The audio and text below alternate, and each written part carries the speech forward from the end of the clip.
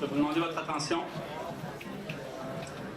Je suis Sylvain Saint-Amour, je suis professeur de français ici au Cégep Montmorency. Je suis aussi membre de l'exécutif du syndicat des enseignantes et des enseignants du Cégep. Donc c'est une conférence, un débat-conférence qui est organisé conjointement par l'Association générale des étudiants et le syndicat des enseignantes et des enseignants. Le sujet de ce débat est au cœur de l'actualité, donc à la suite du dépôt du budget Bachand le 17 mars dernier, donc qui comportait des mesures qui visaient l'accès aux services publics. Donc c'est le titre de la conférence, si vous avez reçu le tract ou vu les publicités, donc l'accès aux services publics et à l'éducation, une question de choix politique et de valeur. Donc ça c'est le titre qu'on a choisi. On avait toutefois hésité entre deux titres, l'autre étant celui que vous n'avez pas eu, l'accessibilité. Donc on s'interroge quand même sur les mots accès et accessibilité. L'accessibilité aux services publics, une question de valeur, et là on mettait valeur avec un S, c'est-à-dire est-ce que la question qu'on se pose lorsqu'on réfléchit à la question des services publics, est-ce que c'est une question qui est liée au choix de société, dans quelle société est-ce qu'on veut vivre? Et c'était donc une question de valeur ou des questions de valeur, et là on mettait valeur sans S, c'est-à-dire la valeur qui est liée au coût. Donc quels sont les coûts qui sont liés aux services publics? Et si c'est le cas, donc c'était des considérations économiques qui nous permettaient préalablement de réfléchir à cette question-là.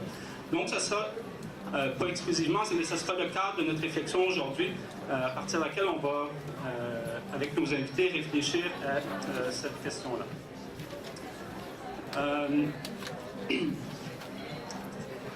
On va laisser le titre pour aller tout de suite au cœur du débat. Je vais vous présenter nos trois conférenciers, nos trois panélistes. Donc, on a le privilège d'avoir avec nous des personnes qui professionnellement s'intéressent à cette question-là et à qui vous pourrez par la suite poser des questions. Donc, je vais d'abord vous présenter Claude Vaillancourt, qui nous fait le plaisir d'être ici en remplacement de Laurence Léa Fontaine. C'est ce que vous aviez sans doute sur vos documents. Donc, à la dernière minute, Mme Fontaine a eu un empêchement. Monsieur Vaillancourt a généreusement accepté de venir parler. Pour les étudiants de Michel Lauzon, il y a un message pour vous. Dans les questions que vous avez à la question 6, ça dit quel est le point de vue de Laurence Léa Fontaine sur le débat. Donc, ça serait celui de Claude Vaillancourt. Donc, pour ceux qui sont dans ce cours-là, veuillez modifier sur votre feuille de questions. Donc, je vous fais une présentation de chacun des panélistes. Donc, Claude Vaillancourt est coprésident de l'Association pour une taxe sur les transactions financières et pour l'action citoyenne, donc ATTAC Québec. À ce titre, il a donné plusieurs conférences et ateliers portant sur les accords commerciaux internationaux, la mondialisation, le mouvement intermondialiste. Membre du collectif de rédaction de la revue À Bâbord, il a écrit de nombreux articles dans divers journaux et revues. Écrivain, il est auteur d'une douzaine de livres. Son dernier essai, Mainmise sur les services, a été publié aux éditions Éco-Société et porte sur la marchandisation et la privatisation des services. Il a aussi coordonné et été co-auteur de l'ouvrage La bourse contre la vie aux éditions Multimond. Nous avons avec nous également M. Jasmin Guénette, a été coordonnateur puis directeur des affaires publiques à l'Institut économique de Montréal de 2002 à 2008. Par la suite, il a été nommé directeur des programmes académiques à l'Institute for Human Studies de la George Mason University, où il est resté pendant plus d'1 an et demi. M. Guénette agit maintenant en tant que vice-président de l'Institut économique de Montréal. Il est titulaire d'un baccalauréat et d'une maîtrise en sciences politiques de l'Université du Québec à Montréal. Ses intérêts portent sur la question de la production de la sécurité, les conceptions de la justice et les idées touchant la liberté économique et individuelle. M. Guénette est aussi diplômé de l'IHS et ancien président de l'Association des diplômés et diplômés de sciences politiques et de droit de l'UQAM. Il a été nommé parmi les ambassadeurs de l'UQAM lors d'une cérémonie le 3 décembre 2009 en reconnaissance de sa contribution au rayonnement de cette institution. Il est l'auteur de La production privée de la sécurité à propos de l'argumentation libertarienne et anarcho-capitaliste. M. Philippe Hurtaud, qui est avec nous également aujourd'hui, est politologue. détenteur d'une maîtrise en sciences politiques à l'Université du Québec à Montréal. Il est conseiller syndical à la recherche à la CSN et chercheur à l'Institut de recherche et d'information socio-économique, donc l'IRIS. Il s'intéresse principalement aux transformations de la fiscalité sous l'effet du néolibéralisme, notamment le recours accru au principe de l'utilisateur-payeur. Ses travaux montrent comment ce mécanisme induit un biais en faveur des plus fortunés et limite la capacité d'action collective. Il étudie également les conséquences socio-économiques liées au sous-financement chronique des services publics et aux délocalisations d'entreprises. Messieurs, bienvenue. Avant de leur donner la parole, je vais simplement vous expliquer le déroulement de l'après-midi. Donc d'abord, chacun des conférenciers on leur donne la parole pour une période d'environ 10 minutes. Il y a quelqu'un ici devant qui a le chronomètre bien en main, qui va vous faire signe. On va bien sûr tenter de ne pas vous interrompre cavalièrement, mais on va essayer de respecter les temps de parole. À la suite de ces 3 interventions-là, une durée de 10 minutes, il y aura des questions. Donc, on aura des questions pour chacun des intervenants. Et ensuite, auxquels ils auront chacun également un droit de réplique. Et ensuite, la parole sera à vous.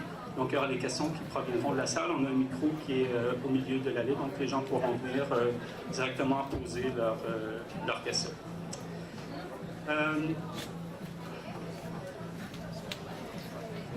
Donc, on va commencer tout de suite, je ne sais pas, avec les questions. Donc, la première question s'adresse à M. Guénette, d'abord.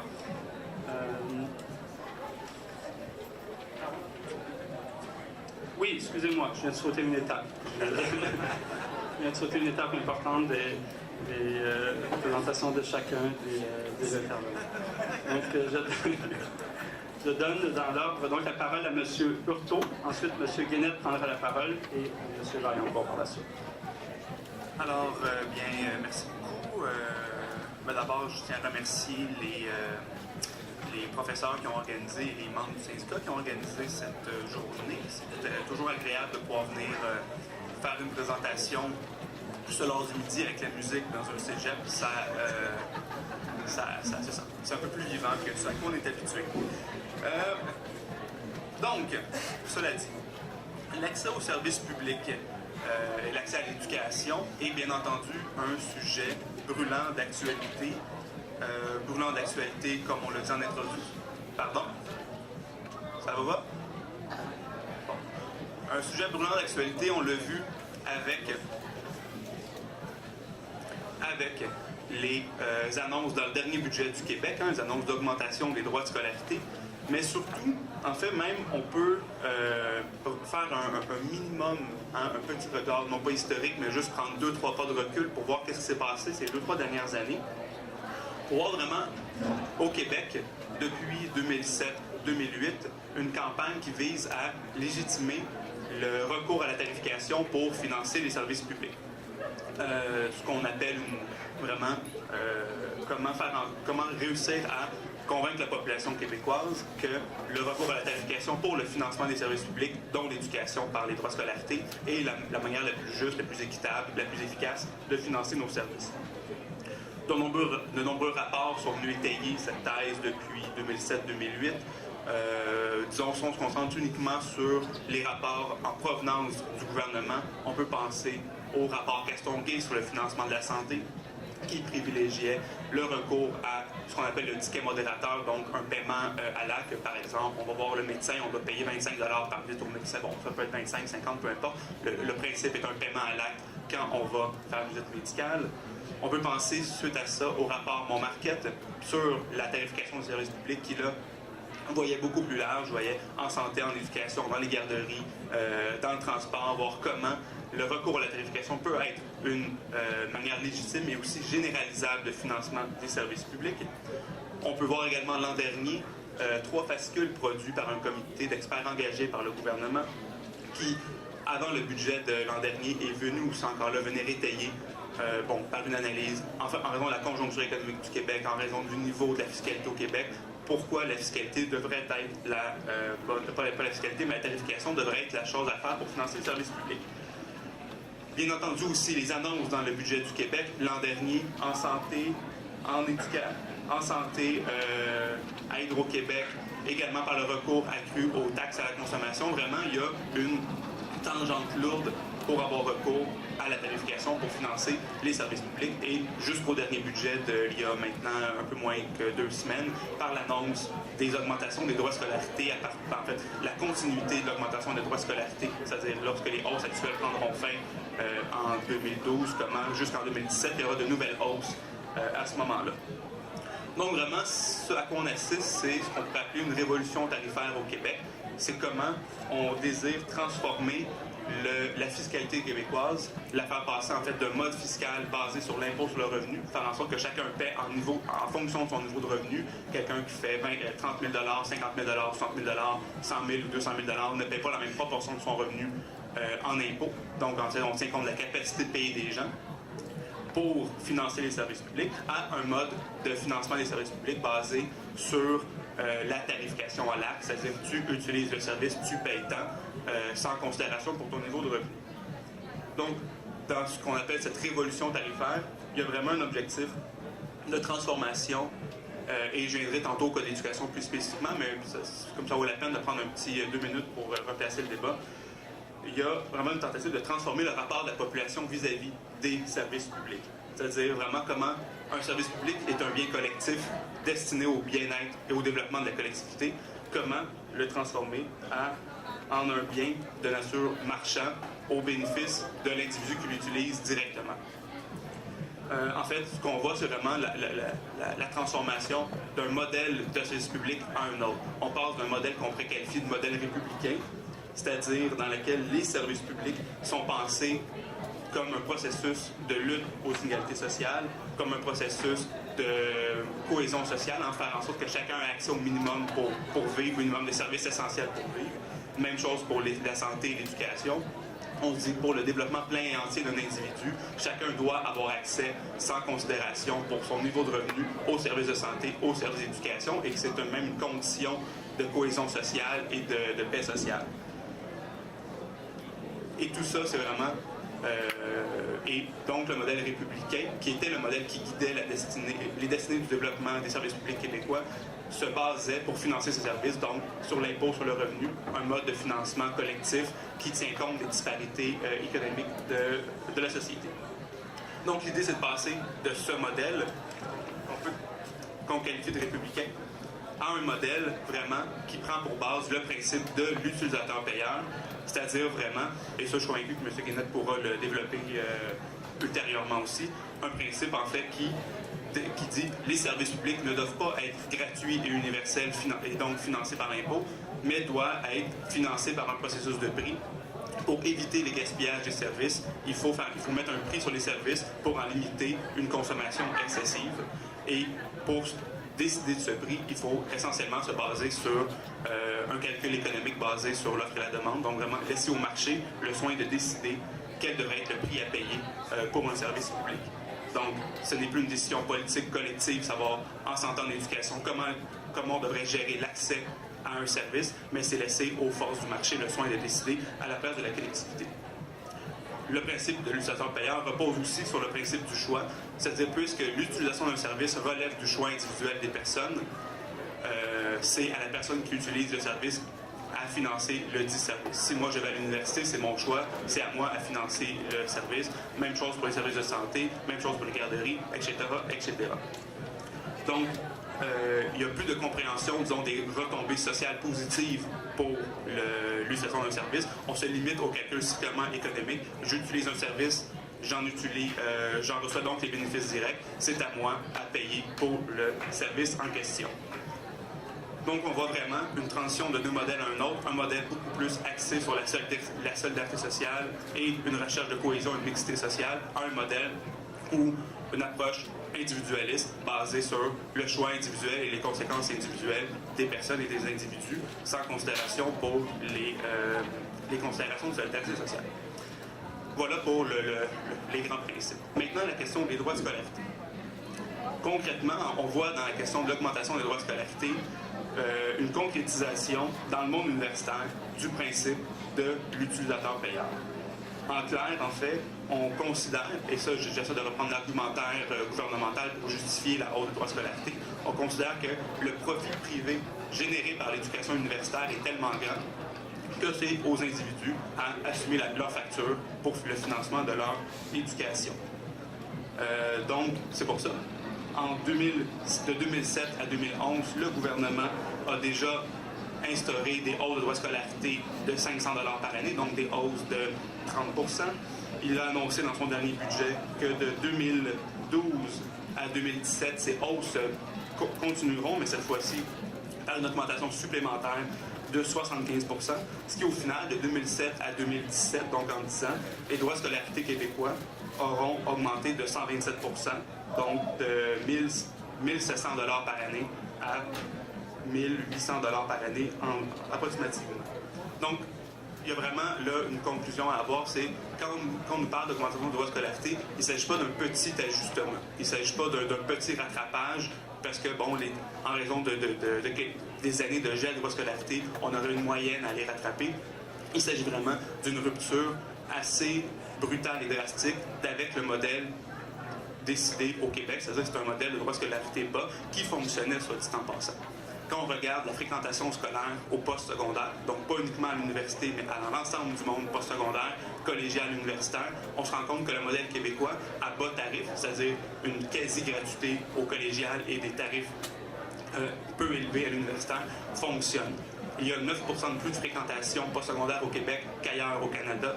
Donc, c'est vraiment un principe qui était basé sur l'accessibilité pour faire en sorte que tout le monde puisse aller à l'université.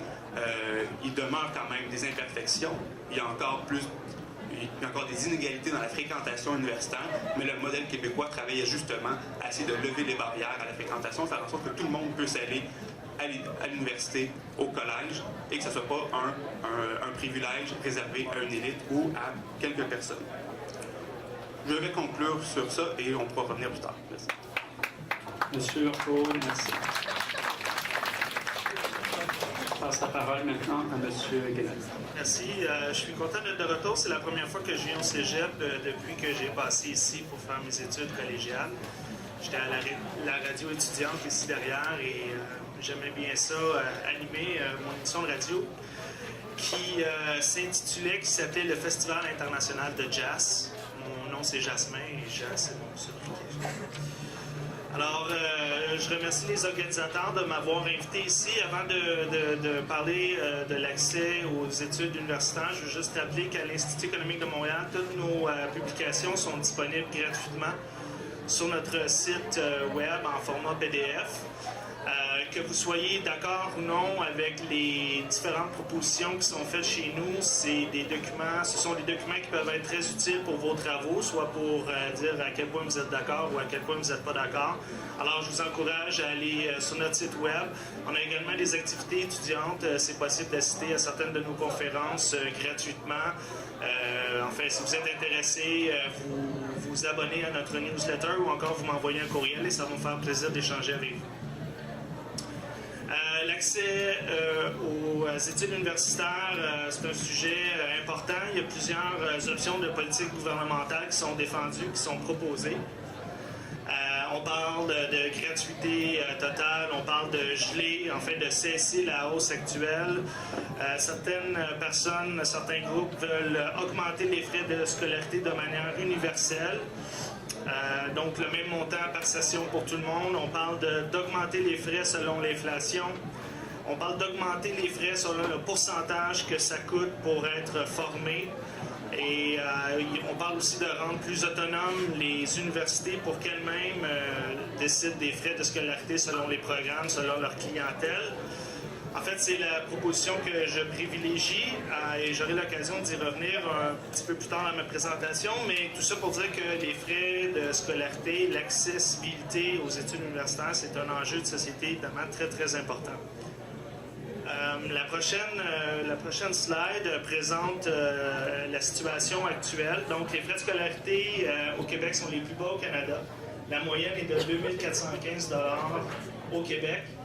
Alors qu'on voit au Canada, en Alberta, en Nouvelle-Écosse et en Ontario, c'est plus élevé, de 5 138 $ à 6 307 $. Et pour certains programmes, notamment pharmacie, dentisterie, droit, l'écart est nettement plus important, un écart de 6 000 à 10 000 Si on peut voir la prochaine diapositive, on voit ici en médecine, la moyenne au Québec est de 2 613 alors qu'en Ontario, la même formation va coûter 18 400 Et la prochaine diapositive, elle, montre les frais en droit. Donc au Québec, on parle de 2 359 En Ontario, encore une fois, les frais les plus élevés, 12 157 donc la formation en droit.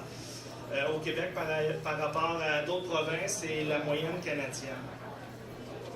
Et la prochaine diapositive montre, en fait, les frais de scolarité au Québec projetés à la fin de la réforme actuelle, donc 2016-2017, avec l'augmentation qui a été annoncée dans le dernier budget.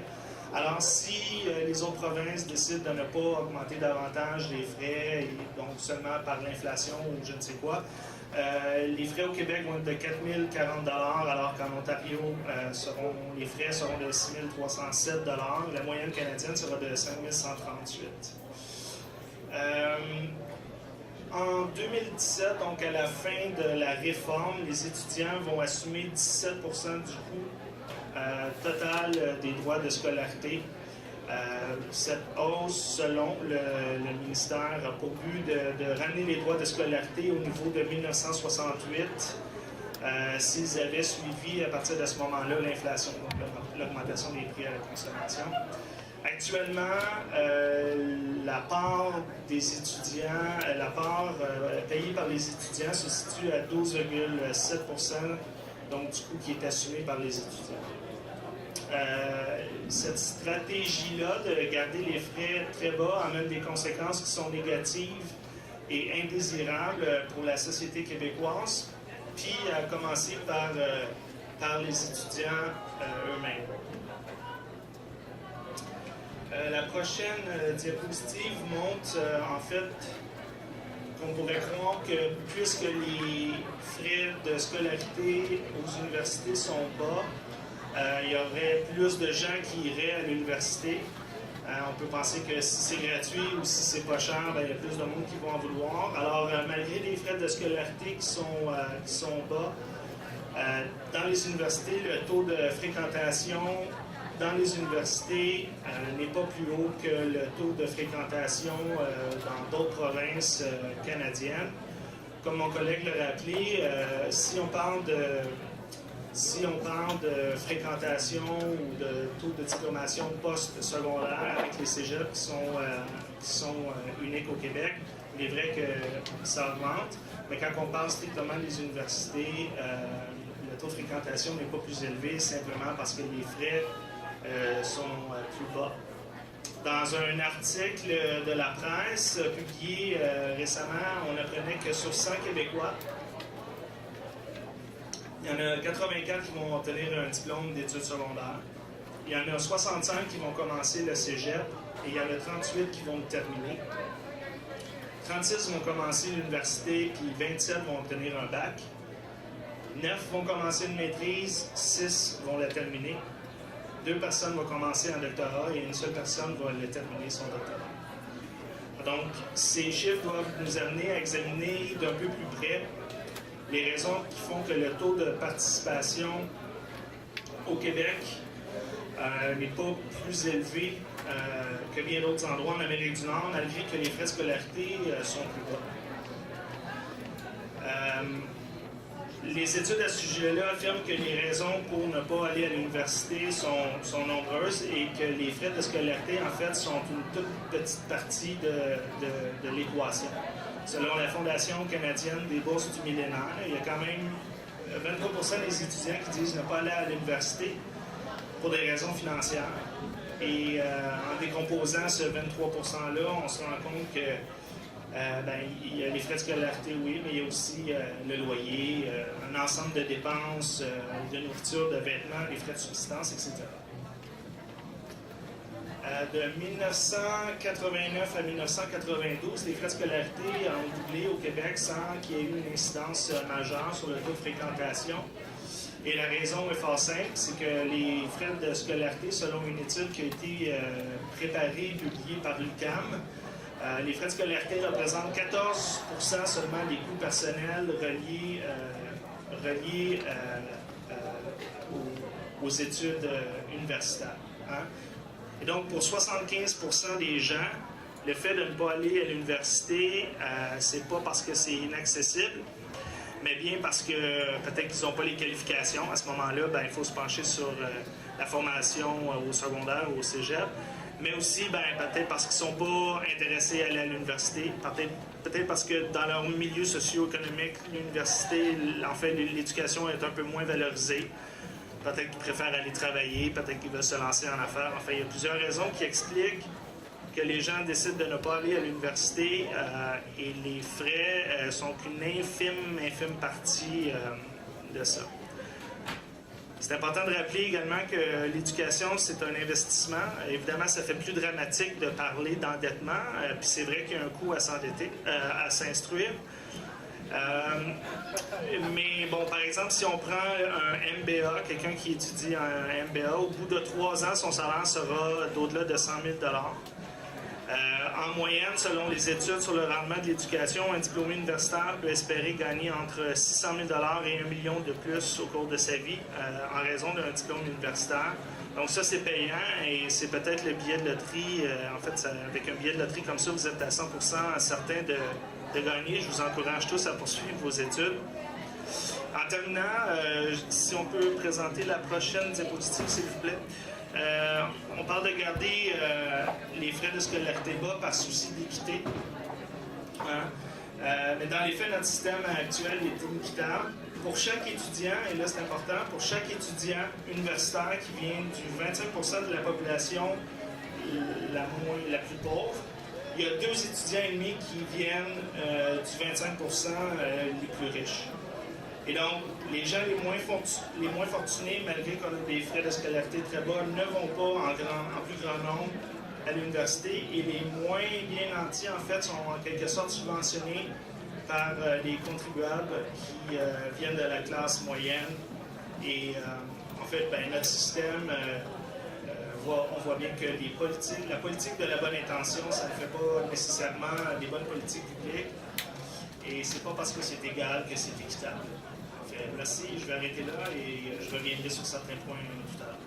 M. Bennett, merci. Je passe la parole évidemment à M. Vaillant. Oui, bonjour tout le monde. Alors pour moi, écoutez, c'est un retour moi aussi, mais moi j'étais pas étudiant à Montmorency, mais j'étais prof sur une courte période et bon, voilà, ça me fait plaisir. Merci de m'avoir invité. Alors, ce dont je vais parler, moi, je vais revenir à la question de valeur, service public et valeur, et dans les deux sens que notre animateur a présenté la question. Alors, d'abord, la question que j'aimerais poser, c'est les services publics. Pourquoi? Pourquoi on a fait ça? Il faut quand même se poser la question. C'est d'abord une idée qui est venue à partir d'une préoccupation d'équité et de droit. On s'est dit que si tous les êtres humains sont égaux, c'est donc qu'ils ont droit à des choses qu'on considère comme essentielles, que tout le monde doit avoir d'une manière égale. Et ça, c'est venu à l'idée, parce que ça ne nous est pas venu spontanément comme ça, nous, les êtres humains, c'est venu après une situation assez catastrophique de ce qu'on appelait le libéralisme sauvage, de la fin du 19e siècle jusqu'à la crise économique de 1929, c'est-à-dire le crash boursier de 1929 qui a donné une crise économique absolument terrible.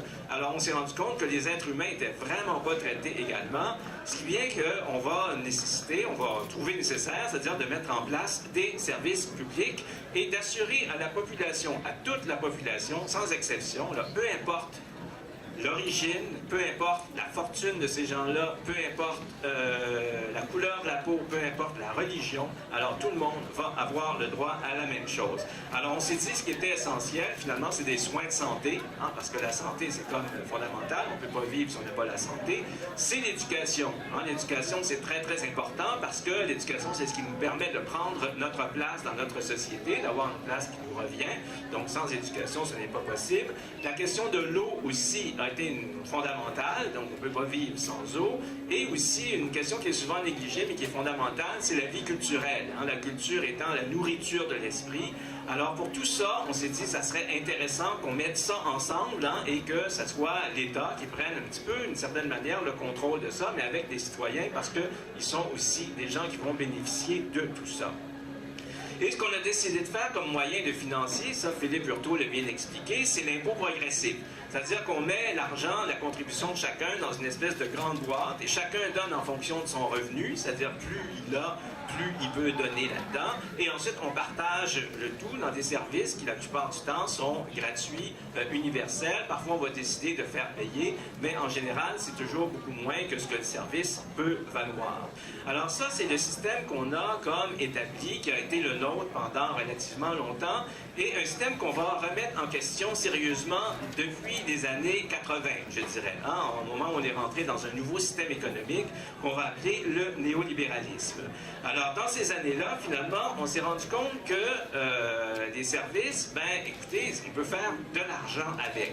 Ça peut être extrêmement payant pour des grandes entreprises qui vont se spécialiser dans ces services-là.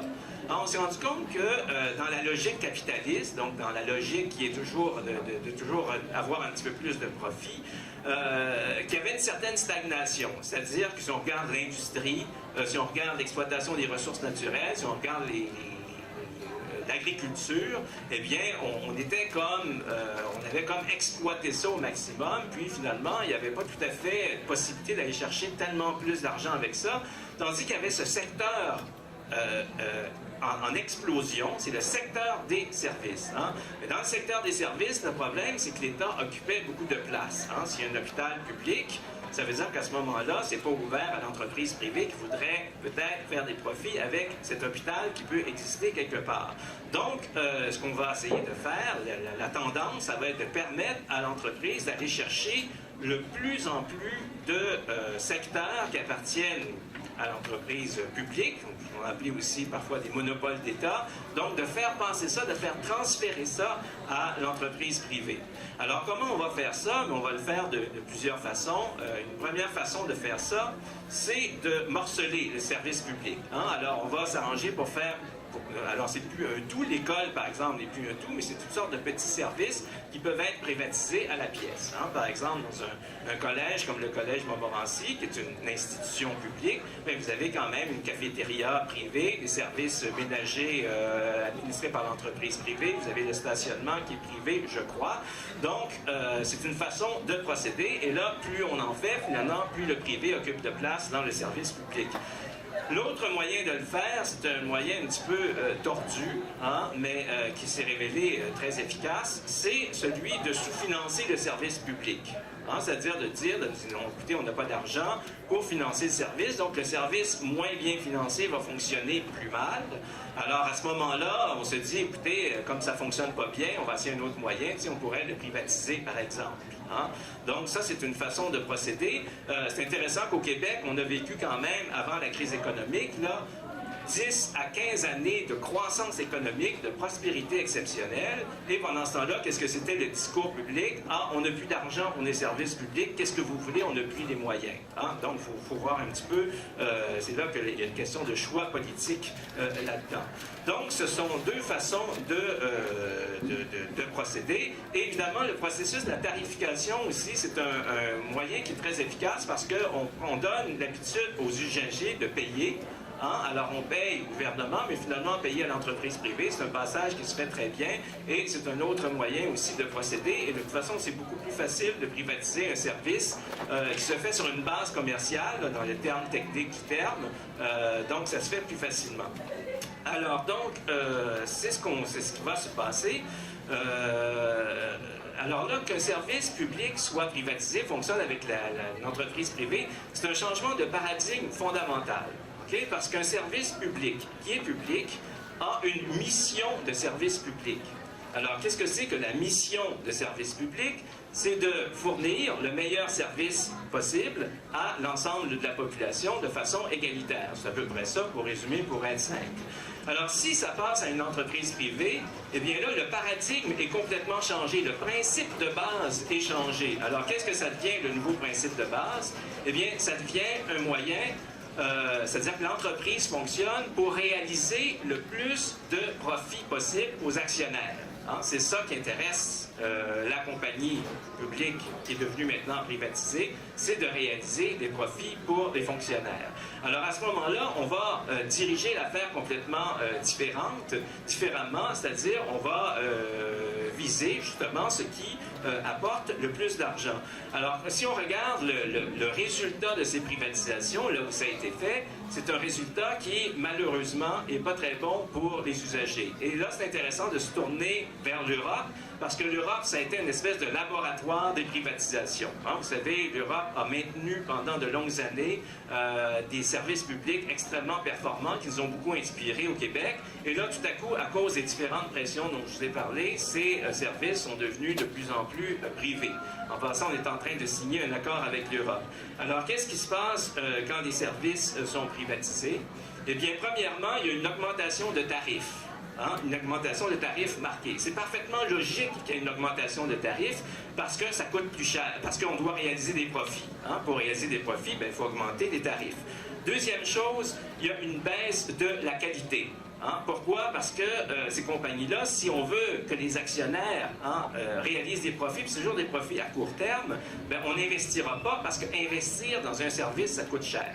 Donc, on va réduire la qualité et finalement, on va réduire l'accessibilité du service. Donc, on va couper tous les services qui sont, dans le fond, moins rentables. Hein, parce qu'évidemment, on ne rapporte pas de profit. Et je vais donner un exemple rapide de ça, où ça s'est passé de tous les points de vue. C'est, par exemple, au Royaume-Uni, on a privatisé le chemin de fer. Augmentation de tarifs marquée, mais vraiment d'une manière significative. Ensuite, comme on a arrêté d'investir dans le rail, dans le chemin de fer, ça a donné des pannes de courant, des pannes régulières, des retards, donc ça s'est mis à fonctionner moins bien. Et ensuite, on a coupé toutes les lignes qui n'étaient pas rentables, c'est-à-dire celles où il n'y avait pas beaucoup de gens. Ça veut dire qu'il y a des régions de la Grande-Bretagne qui ont arrêté d'être desservies tout simplement par le train parce que ce n'était pas payant. Donc, vous voyez que ça a des conséquences quand même négatives. Pour en venir donc à la question des services publics, qu'est-ce qu'il faut faire? Moi, je pense que justement, ce qu'il faut faire de ces services publics, c'est de les retirer, de revenir à ce que c'était à l'origine, c'est-à-dire de les retirer de la sphère commerciale. Hein? Et pour ça, toute logique de tarification d'utilisateur-payeur, ce que Philippe Hurtaud d'ailleurs a très bien démontré, c'est quelque chose qui fait que si on paye plus, hein, alors on est en droit d'avoir un meilleur service. Et là, ça vient briser cette idée fondamentale du service public d'assurer l'équité et d'assurer des droits à l'ensemble de la population. Voilà, merci.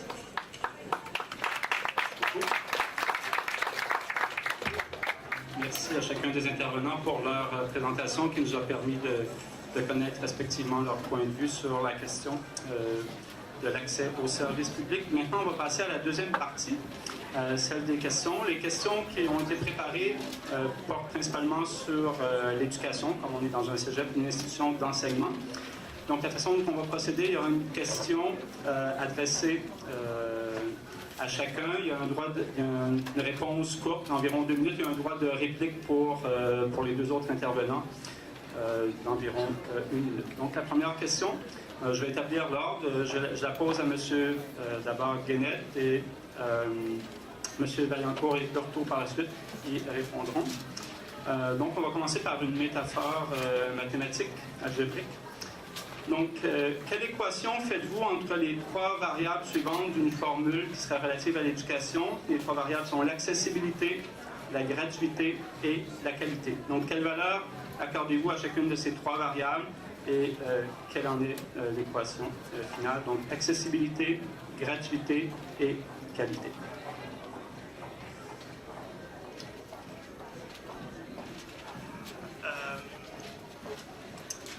Je pense que l'accès est certainement la variable la plus importante.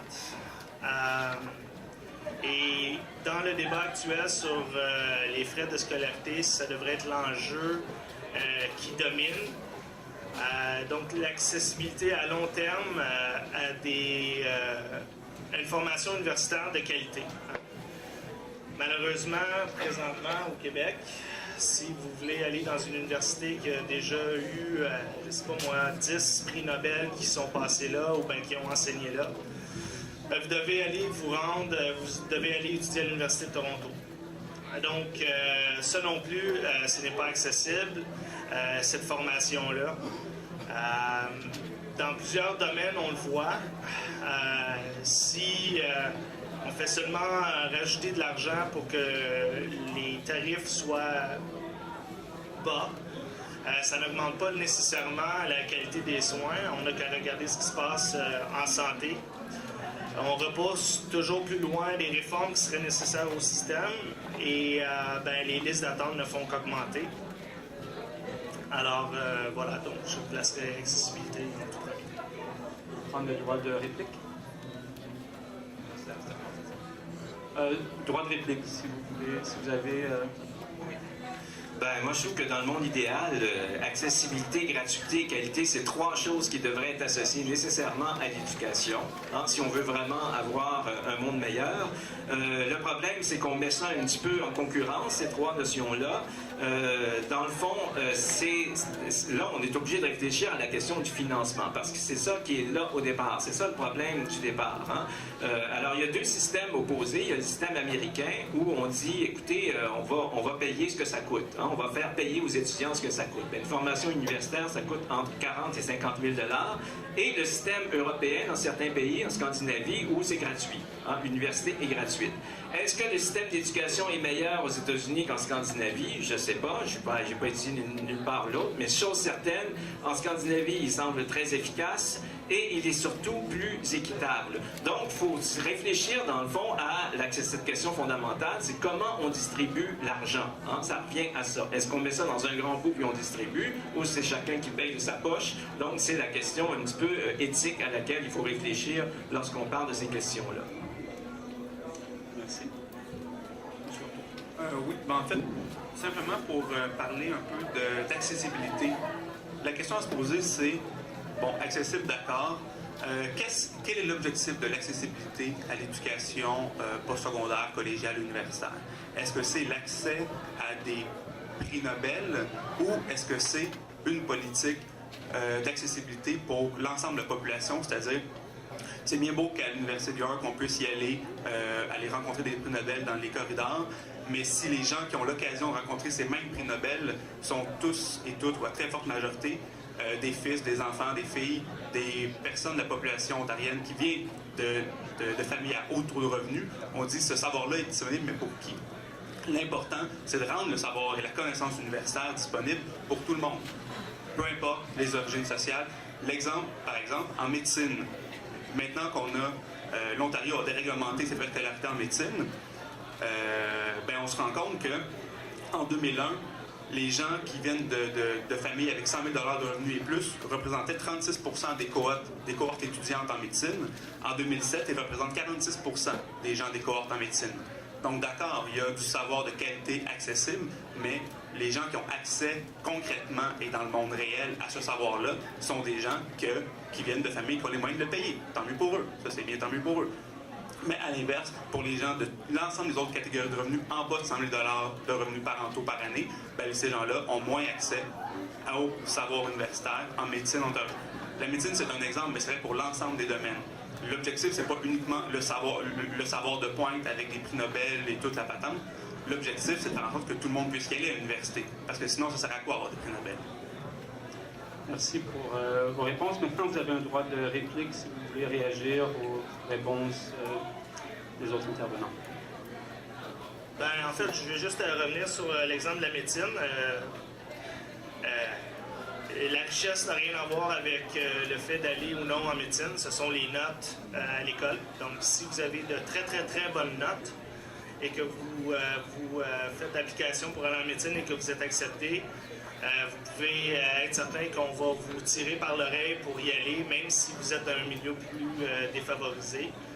Alors, travaillez fort et ayez les meilleures notes que vous pouvez avoir parce que c'est la même chose en droit, c'est la même chose pour tous ces programmes-là et ça démontre que, malheureusement, dans bien des milieux, l'université n'est peut-être pas assez valorisée alors que dans d'autres milieux, c'est plus valorisé.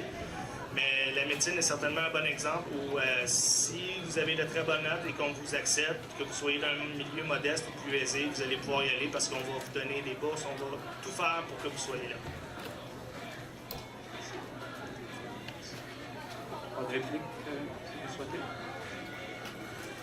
Ben, moi, je pense qu'écoutez, déjà, quand on vient de milieu défavorisé, atteindre les études supérieures, c'est déjà difficile parce qu'on ne part vraiment pas avec les conditions gagnantes. Là. Alors, quand on dit qu'on cherche quelque chose de plus équitable, c'est vrai, mais l'équité n'est pas quelque chose qui est à la base de la société. Alors, si on crée un obstacle supplémentaire en faisant de ces études en médecine quelque chose qui coûte très, très cher, eh bien, je pense qu'il y a une véritable course à obstacles des gens des milieux défavorisés vers les études supérieures et je pense que ça leur donne une raison de plus de se décourager.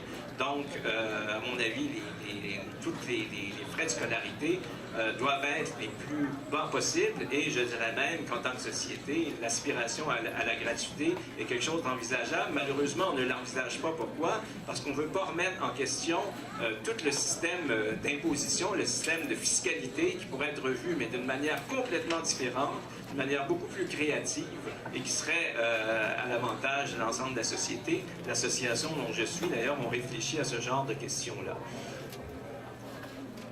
Bon, mais rapidement, évidemment, les déterminants de l'accessibilité à l'éducation sont multiples. Là, on parle du niveau de scolarité des familles, la valorisation de l'éducation dans la famille, le niveau de revenu des familles. Mais il y a également les facteurs financiers plus directs, hein, les barrières tarifaires à l'entrée. Hein. On met une barrière tarifaire, il y a des gens qui peuvent franchir cette barrière, et des gens qui ne peuvent pas franchir la barrière. Alors évidemment, que ce n'est pas l'unique facteur, mais c'est un facteur qui vient spécifiquement cibler les gens qui sont justement souvent en provenance de famille, avec des bas taux de scolarisation, avec une basse valorisation de la scolarisation et des bas revenus. Alors là, c'est ajouter une barrière supplémentaire à des gens qui ont déjà à franchir une étape, 2 étapes, 3 étapes pour se rendre à l'université. On leur en rajoute une 4e. C'est pas une politique d'accessibilité, c'est une politique de fermeture de l'université. Merci. On va passer à la deuxième question. On va changer l'ordre de réponse. Donc, ce sera M. Vaillancourt, M. Hurtaud et ensuite M. Pénet. On vient de parler de revenus des familles. La question est la suivante. Est-ce que la bonification de l'aide financière aux étudiants qui était annoncée conjointement à la hausse des droits de scolarité constitue, à votre avis, une solution ou un leurre? Oh là là, ça c'est une question sur laquelle je ne me suis pas vraiment penché, donc je vais dire un petit peu de façon générale. Moi je pense que l'un des problèmes principaux des étudiantes et des étudiants, et que vous en serez, je pense, peut-être, si vous décidez de poursuivre des études, vous allez vous en rendre compte, c'est l'endettement. L'endettement qui est vraiment majeur. Alors l'idée, ça serait, à mon avis, la tendance sociale, ce serait plus d'aller à l'encontre de cet endettement qui devient vraiment étouffant. Moi, j'ai des amis qui ont terminé les études avec une espèce de poids énorme. Pour certaines professions, ça va mieux. Par exemple, quand on étudie en médecine, c'est vrai qu'on peut rembourser relativement facilement, mais ça peut être très lourd. Mais il n'y a pas juste la médecine dans la vie, il y a des études qui sont extrêmement intéressantes en philosophie, en littérature, en art, en sociologie, en histoire, et la société a besoin de tout ça.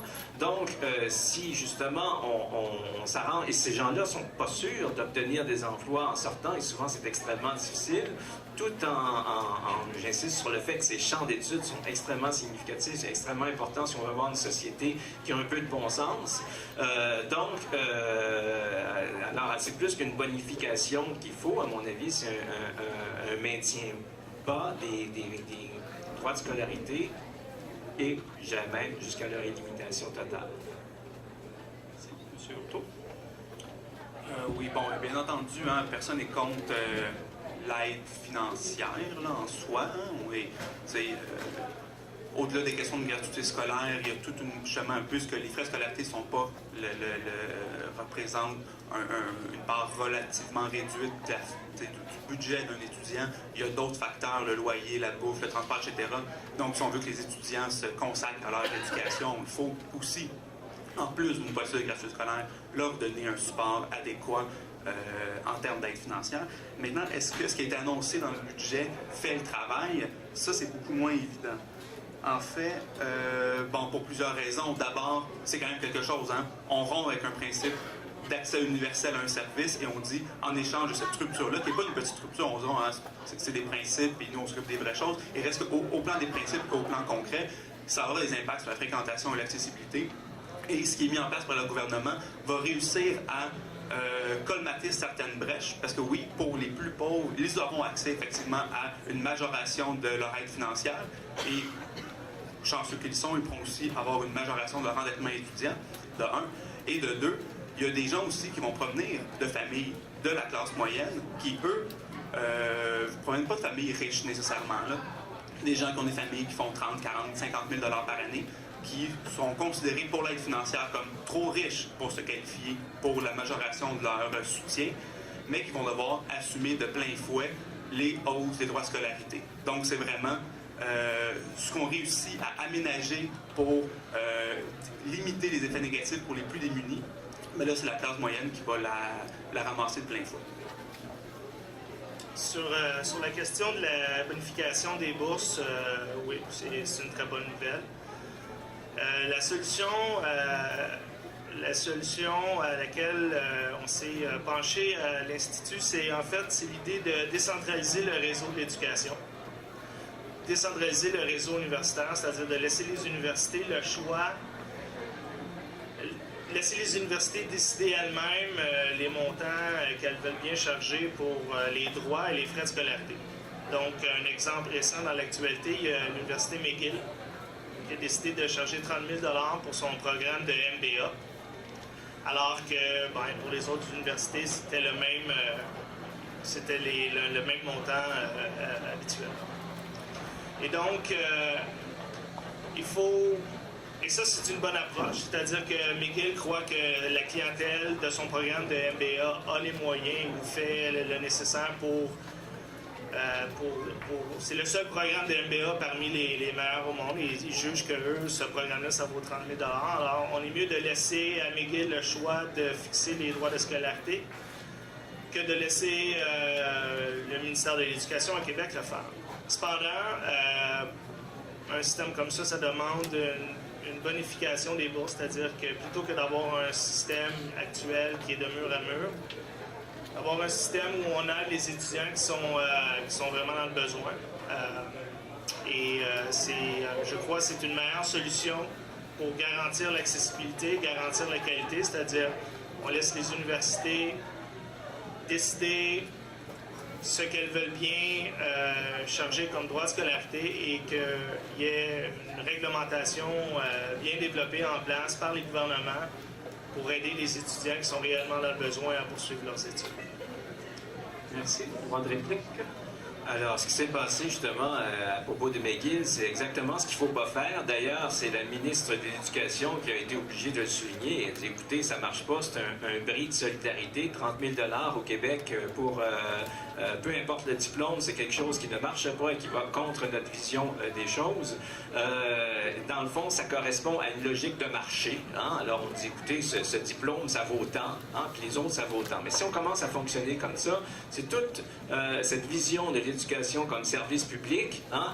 Avec cette notion d'équité et de droit qui est fondamentale, qui vient de tomber, hein? Puisque là, à ce moment-là, on va peser le pour et le contre. Alors, à ce moment-là, un diplôme en philo, ça vaut combien? Un diplôme en médecine. Alors, c'est vraiment une tendance, je crois, qu'il faut profondément éviter si on veut conserver, justement, à notre système d'éducation, cet esprit de service public. On va justement juste faire un 15 secondes sur l'exemple de McGill. McGill s'est quand même mis hors la loi. A décidé de sa propre initiative, nous allons transgresser la loi au Québec et on va faire notre tête. Et puisque McGill a malheureusement une situation de force dans le monde universitaire au Québec, elle a pu imposer sa volonté sans débat public en bypassant, en bon français, les décisions législatives décidées par les élus du Québec. Donc, bon, malgré tous les défauts de la représentation politique, par la population québécoise.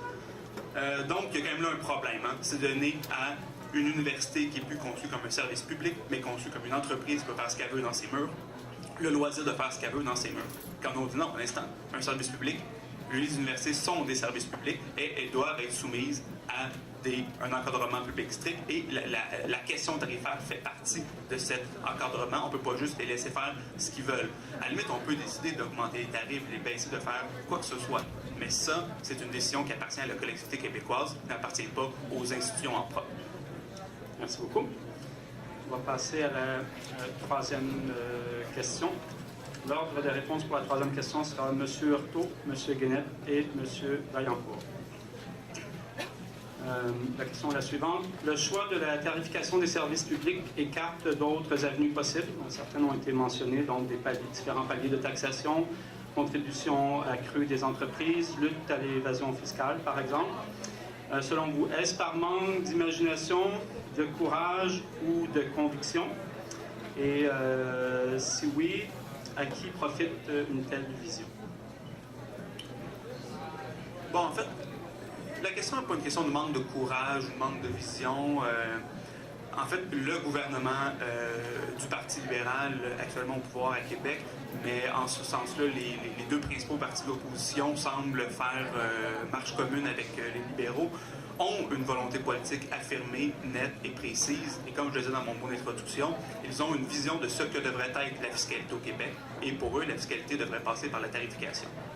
C'est pas une absence de vision, c'est pas une absence de courage, ils ont fait leur choix, et leur choix, c'est d'aller dans une voie qui, instaure un mode de prélèvement fiscal régressif, donc dans lequel plus t'es pauvre, plus tu payes finalement, et aussi dans laquelle il y a une négation des principes de solidarité chers à une très vaste part de la population québécoise. Donc, c'est pas vraiment une question de manque de volonté, c'est un projet qui est tout à fait affirmé et c'est pour ça que dans une étude publiée à l'IRIS à l'automne, on parlait réellement, et le mot nous vient du ministre Bachand lui-même, ministre des Finances, de révolution tarifaire.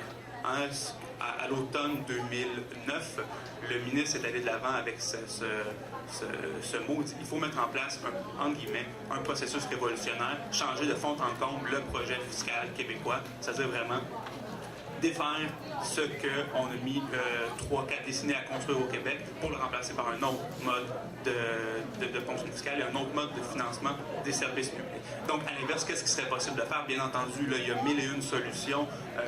À Attaque Québec, qui développe des alternatives. À l'IRIS, on a développé aussi là, ça ne sert à rien, installer un quatrième palier d'imposition, revoir complètement la fiscalité, revoir les systèmes de crédit d'impôt offerts aux entreprises, offerts aux particuliers les plus riches, pour voir vraiment est-ce que le problème au Québec, c'est un manque d'argent ou c'est un problème dans sa distribution. Bien entendu, on vit dans une société épouvantablement riche. Quand même, oublions pas, remplaçons-nous minimalement sur le terrain mondial, là, on est plus riche que la majorité de la planète. Donc, c'est un peu indécent de dire qu'on manque de fonds et qu'on n'est pas capable de se donner des services de qualité pour tout le monde.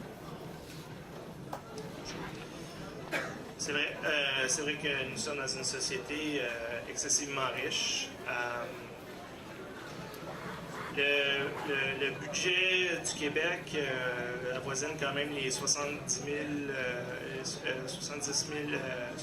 milliards de dollars. Pardon. Alors, c'est pas partout qu'ils ont des budgets de cette taille-là. Malheureusement, on dépense plus d'argent qui entre dans les coffres. Et si la solution, c'est d'augmenter les impôts et d'augmenter les tarifs, ben ça, c'est la plus mauvaise des solutions parce qu'on est déjà très taxé au Québec. Vous ne le savez pas, vous, présentement, mais vos parents sont pas mal au courant. Et quand vous allez entrer sur le marché du travail, plus vous allez gagner d'argent, plus vous allez remarquer que l'imposition au Québec est très lourde.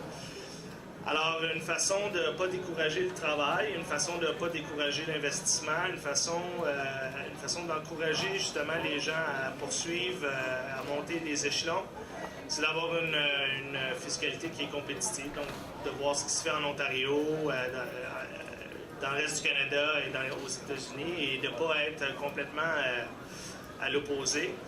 Alors, comme on est déjà très taxé, en fait, la meilleure solution serait de baisser les impôts et de tarifer davantage, c'est-à-dire que plus on utilise un service, notamment, évidemment, en tenant compte de la capacité de payer de chaque personne, mais plus on utilise un service, eh bien, plus on débourse pour le dit service, c'est-à-dire que si les gens qui ont les moyens, c'est pas tout le monde, évidemment, les gens qui ont les moyens, moi, j'avais pas les moyens et j'ai compté sur un ensemble de programmes d'aide, mais ceux qui ont les moyens, qui veulent aller à l'université, il n'y a aucune raison que ce soit son voisin qui paie ses études pour lui si la personne a les moyens pour le faire. Donc, entre deux mots, je pense que la tarification est une avenue plus sensée que d'augmenter les impôts sur le revenu de façon universelle. Alors, en fait, c'est difficile d'être plus compétitif que le Québec parce que vous savez que c'est ici, dans toute l'Amérique du Nord, que les entreprises payent le moins d'impôts. Hein? Alors, ça, qu'on se dise en partant, là, il y a un problème à la base. C'est vrai que la classe moyenne, elle, paye beaucoup d'impôts, mais parfois, on se demande si elle n'est pas la seule, justement, à collaborer beaucoup à l'impôt. Ça, c'est un problème. Hein? Alors, pour les entreprises, donc, elles payent très peu d'impôts au Québec. Elles profitent aussi d'un système, ça, c'est des individus très riches et les entreprises, un système d'évasion fiscale et d'évitement fiscal qui est systématique vers les paradis fiscaux. Il y a des milliards et des milliards et des milliards qui s'en vont là-dedans, avec la complicité des gouvernements, parce que depuis qu'il est au pouvoir, le gouvernement Harper a facilité les fuites fiscales, donc par des pactes qu'il fait avec certains pays des Caraïbes. Donc ça, il y a vraiment un effort à faire là-dessus. Et nous, à TAC Québec, on prône depuis longtemps une taxe sur les transactions financières. Imaginez une petite taxe là, homéopathique sur chacune des transactions qu'il y a en bourse, au niveau des obligations, au niveau des produits dérivés, au niveau du marché d'échange. Alors ça, c'est une petite taxe qui est même pas, qui est 0,05%. Ça pourrait apporter des centaines et des centaines de milliards, les plus optimistes, jusqu'à 1000 milliards par année. Et avec ça, tous les pays du monde peuvent se payer un système d'éducation de super qualité, des soins assurés à tout le monde sur la planète. Et ça serait quelque chose qui est très facilement réalisable. Donc, ça prend juste une espèce de volonté politique pour arriver à ça. Il y en a d'autres voies de refinancer nos services publics. On ne les exploite pas. On ne veut pas les voir pour des raisons qui sont assez compliquées, pour des raisons de choix politiques, comme Philippe Curteau l'a bien expliqué. Mais quand même, je pense qu'en tant que société, on a un besoin urgent de se pencher vers ces nouvelles solutions pour trouver un financement beaucoup plus adéquat à nos services publics. Merci beaucoup. Droit de réplique sur cette question? Très rapidement, en fait, la question à se poser, c'est qu'est-ce qui pèse lourd dans le budget des familles québécoises? Est-ce que c'est le fardeau fiscal ou est-ce que c'est 30 ans d'augmentation des inégalités? Je vais donner un exemple. Depuis les 30 dernières années, qui, comme par hasard, sont les années d'application de politiques néolibérales, de diminution des dépenses publiques, d'allègement des fardeaux fiscaux des entreprises et des particuliers, hein, le même 30 ans, là. Les individus qui appartiennent aux 40% les plus pauvres de la population québécoise ont vu leur revenu diminuer, mais leur temps de travail a augmenté. Donc, c'est travailler plus pour gagner moins. Les gens qui appartiennent à l'autre 50%, donc le premier 40% le plus bas. Donc, après ça, le 50% suivant, donc ce qui va de 41% jusqu'à 90%, les gens gagnent autant qu'il y a 30 ans, mais doivent travailler plus. Donc, c'est travailler plus pour gagner autant. Donc, encore là, des conditions où est-ce que, objectivement, si on peut dire, les conditions matérielles d'existence des gens se dégradent versus le 10% des plus riches qui, eux, travaillent moins pour gagner plus. Donc là, à un moment donné, il y a aussi une question d'équilibre dans la vie. En 30 ans, ce serait la première fois qu'on demandera aux plus fortunés de contribuer à la caisse. Mon collègue vient d'affirmer que depuis 30 ans, on assiste à une réduction des dépenses publiques. Cela est faux. Les dépenses du gouvernement ne cessent d'augmenter depuis toujours. Les seules 2 années où il y a eu une réduction réelle des dépenses, c'est quand il y a eu le gel des dépenses sous le gouvernement de Lucien Bouchard, je crois que c'était en 94 ou en 95, sous le Parti québécois. Avant et depuis, les dépenses gouvernementales ne cessent d'augmenter. Encore, le budget actuel annonce une augmentation des dépenses publiques de 2,2 %. L'an passé, c'était près de 4 %. L'année d'avant, c'était 5 % de plus de dépenses. Et c'est comme ça à chaque année. Donc Du côté des revenus, le gouvernement a beaucoup d'argent pour livrer ses services. Hein. Les recettes fiscales pour les entreprises, les taxes de vente, l'impôt sur les revenus, tout ça, c'est environ 67 milliards de dollars d'entrée. Mais les dépenses sont plus importantes que ça, malgré qu'on dépense à chaque année davantage d'argent. Le principal poste budgétaire au Québec, c'est la santé. C'est presque la moitié des impôts, des taxes de vente et tout ça qui va au service de la santé. Ensuite, c'est l'éducation. Et troisièmement, c'est la dette, le service de la dette. Malgré ça, hein, j'ai l'impression qu'il n'y a personne qui trouve qu'on a des hôpitaux en très bonne santé et que tout est parfait et qu'il y a du gaspillage dans les hôpitaux. Je pense que personne ne peut dire non plus qu'on a un système scolaire qui se porte bien. Donc, on a quand même besoin d'argent, on a besoin d'investissement. L'idée, c'est de savoir aussi comment c'est distribué, comment ça fait que notre système de santé nous coûte si cher. Est-ce que quelqu'un s'est posé la question? Ben, l'aspect le plus inflammatoire du système de santé, inflationniste, que dis-je? Inflationniste du système de santé, c'est vraiment le coût des médicaments qui va directement dans les poches des multinationales qui engrangent des profits absolument incroyables. Donc, il y a, je pense, effectivement, peut-être un certain ordre à faire là-dedans. Redonner, je pense, un pouvoir politique qui nous permet de jeter un meilleur regard sur la façon dont ça se passe. Donc, c'est absolument... Moi, je pense que si ces augmentations-là ont lieu, c'est parce qu'on en a besoin, qu'on en aurait peut-être besoin encore plus, mais tout ça revu d'une manière plus, disons, plus fondamentale. Voilà. Vous acceptez ça un deuxième droit de réplique? Oui, on a besoin de services hospitaliers de qualité. Oui, on a besoin de services d'éducation de qualité, tout ça. Et quand on pense à tout l'argent qui entre dans les coffres et de la façon que c'est dépensé, ben c'est là qu'il faut réagir, c'est là qu'il faut se dire, ben il faut changer nos habitudes, il faut changer nos façons de faire. Hein? Moi, je dis souvent qu'il faut investir dans les gens et pas dans la brique. Hein? Plutôt que de financer le service des CPE, ben, finançons les parents, donnons-leur un chèque, qu'ils aient se trouver un service de garde qui convient à leurs besoins. Plutôt que de financer les logements pour les personnes qui ont un revenu plus modeste, qu'on aide ces gens-là en leur donnant un programme spécifique pour ces gens-là qui puissent se trouver un logement sur le marché. Hein? Et donc, en Suède, on parle de nos amis suédois souvent comme étant un modèle de social-démocratie. L'hôpital du centre-ville à Stockholm a été vendu à des intérêts privés. Ces intérêts privés-là sont le syndicat des infirmières et des médecins qui ont fait un bid pour acheter l'hôpital dans les années 90. Et demander à ces gens-là s'ils veulent retourner à l'ancien système qui était hyper bureaucratisé. Non, parce que ces gens-là prennent en charge eux-mêmes l'hôpital et font des belles choses avec ça. Donc, plutôt que d'investir dans la brique, qu'on investisse dans les gens, qu'on aide les gens personnellement. Et je pense que de cette façon-là, on va avoir des services hospitaliers de très grande qualité et d'autres services également. Merci. On a un deuxième droit de réplique aux autres intervenants.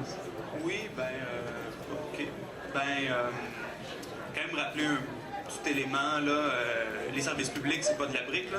Les services publics, c'est des infirmières, des médecins, des enseignants, des étudiants, des malades, des enfants qui sont gardés par des techniciens ou des techniciens en garderie, je ne sais pas si c'est le terme exact.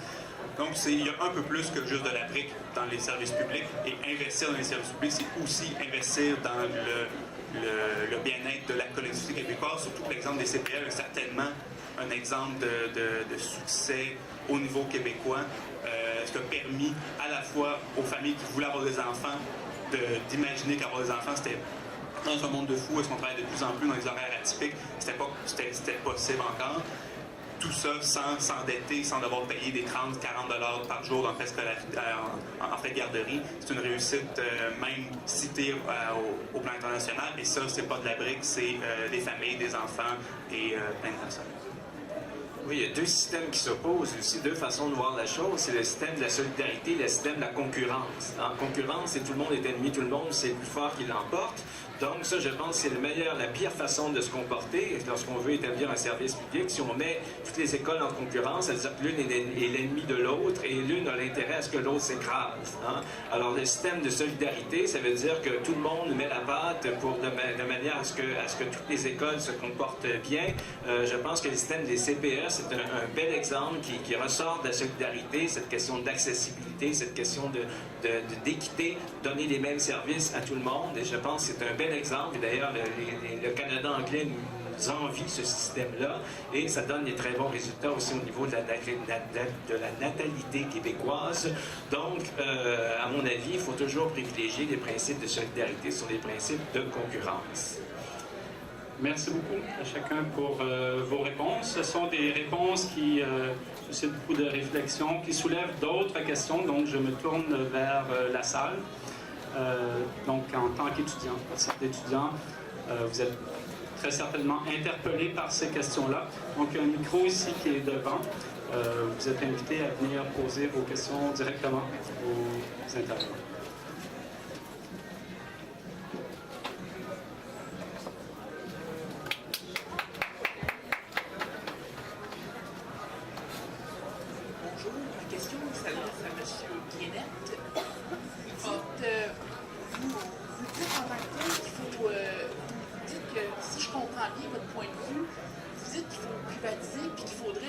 Revenir 40-50 ans en arrière, si je comprends bien. C'est ce que vous êtes en train de dire. Vous êtes en train de dire que le système actuel ne fonctionne pas, alors que pourtant c'est bizarre, parce que c'est un système qui pourtant, dans les années 70-80, fonctionnait très bien, puis notre système de santé, par le passé, faisait l'envie du monde entier. Pourquoi maintenant ça serait plus le cas? Je veux dire, la conjecture économique a peut-être un peu changé, mais je veux dire, les gens payent toujours de l'impôt, tout ça, le système d'impôt n'a pas changé. Pourquoi ça fonctionnait avant? Pourquoi, selon vous, ça fonctionnerait plus maintenant? Merci de votre question. Je n'ai pas affirmé ce midi qu'il fallait privatiser les services sociaux. Ce que je dis, c'est qu'il faut rendre les services d'une façon différente et qu'il faut changer les façons d'opérer au niveau des politiques gouvernementales et de la façon qu'on rend les services. Pour revenir à l'exemple que je donnais sur l'éducation, il ne s'agit pas de privatiser l'éducation, ça n'a rien à voir. Il s'agit plutôt de décentraliser le système, de donner plus d'autonomie aux institutions, de donner plus d'autonomie aux gens qui s'occupent des universités, que ce soit à Trois-Rivières, que ce soit en région plus éloignée ou des universités qui se trouvent à Montréal, pour s'adapter à leur clientèle, aux étudiants qui fréquentent leur université, aux programmes que ces universités-là offrent, et qu'on s'assure que pour les étudiants qui sont dans le besoin, que le gouvernement a un système adapté de bourses, de prêts et bourses. La façon de faire actuellement, de mur à mur, de politique mur à mur, que ce soit en santé, en éducation, dans tous les autres services, visiblement, ça ne fonctionne pas. Monsieur, tantôt, parlait que les CPE sont un bel exemple d'accessibilité. Bien, c'est faux. Il y a des files d'attente qui en finissent plus pour... Les gens veulent profiter du système, mais il n'y a pas de place. Les coûts du système ont augmenté de 15 % depuis que ça a été mis en place. Les places, il y a seulement une augmentation de 3 % des places. Alors, l'idée, c'est pas de privatiser ou l'idée, c'est pas de je ne sais pas faire quelle réforme. L'idée, c'est de mettre les gens au milieu de ces enjeux-là et d'offrir des services de qualité en changeant les façons d'opérer. Donc, comme je disais tout à l'heure, de décentraliser, de plutôt que ce soit une approche du haut vers le bas, que ce soit une approche du bas en montant vers le haut. Justement, pour répondre à ce que vous affirmez, ça ne serait pas un peu jouer avec le feu de faire ça, parce qu'en décentralisant les choses, décentralisation dit souvent, malheureusement, comme on l'a vu dans beaucoup d'exemples dans l'histoire, des réglementations. Donc, ça permettrait finalement à ces entreprises-là de faire un peu ce que bon leur semble, en tant que tel. Et je veux dire, tout simplement, au lieu d'avoir des files d'attente, comme vous dites en CPE, on aurait tout simplement des gens qui auraient juste plus les moyens d'envoyer leurs enfants dans des centres de la petite enfance, parce que en étant dans le privé, les gens décideraient qu'ils allaient augmenter les tarifs, puis que bon, ben on veut que ça soit super beau, super chic, mais il va falloir vous payer, puis les gens, je suis pas sûr que les gens vont être, surtout les gens de la classe moyenne, des gens plus modestes de revenus, vont être prêts à payer ça. Les gens qui font des revenus de 100 000 $ et plus par année, il n'y aura pas de problème pour eux. Mais aller dire ça à une mère qui a 4 enfants, puis dont le revenu est entre 50 et 60 000 $, je suis pas sûr, à mon humble avis, je ne crois pas que la décentralisation serait la bonne chose à faire. Au contraire, le gouvernement central ne pourrait-il pas, comme vous dites, s'ajuster à sa clientèle, justement, et moyennement ce que les gens veulent, c'est pas juste le privé qui pourrait faire ça, le gouvernement central serait aussi en mesure d'ajuster. Je vais vous demander d'aller vers la question suivante. OK, désolé. Question précise. OK, bien la question précise, c'est simple, c'est le gouvernement central ne pourrait-il pas faire cette même chose-là, comme vous dites, d'ajuster carrément les services en fonction des usagers, comme vous dites que le privé fait? Votre commentaire au début, c'était est-ce que c'est dangereux la décentralisation parce que ensuite c'est de laisser trop de pouvoir à des entreprises ou des entités locales. Il y a plusieurs expériences qu'on peut observer un peu partout en Europe où ces principes-là ont été appliqués, que ce soit au niveau de l'éducation, la santé, même en agriculture. Et ce qu'on remarque, c'est qu'évidemment, ces choses-là, ça se fait de façon graduelle. Je pense que c'est important que s'il y a des changements importants au niveau des politiques publiques, qu'on ne fasse pas ça nécessairement du jour au lendemain. Mais plus on rapproche le centre décisionnel des gens, plus les gens sont proches de leurs élus, plus on peut voter avec ses pieds, c'est-à-dire que si on n'est pas satisfait à un endroit, on peut aller voir ailleurs, et plus la démocratie comme ça est vibrante, plus on laisse de choix aux entités locales, bien, plus on va avoir des services, des organisations qui vont être le reflet de ce que les gens veulent. Et ça, c'est mieux que d'avoir un système ultra bureaucratisé, sans nom, sans visage, complètement déshumanisé et qui ne fait que répondre à une série de groupes d'intérêts bien organisés. Merci. On va passer à une question suivante.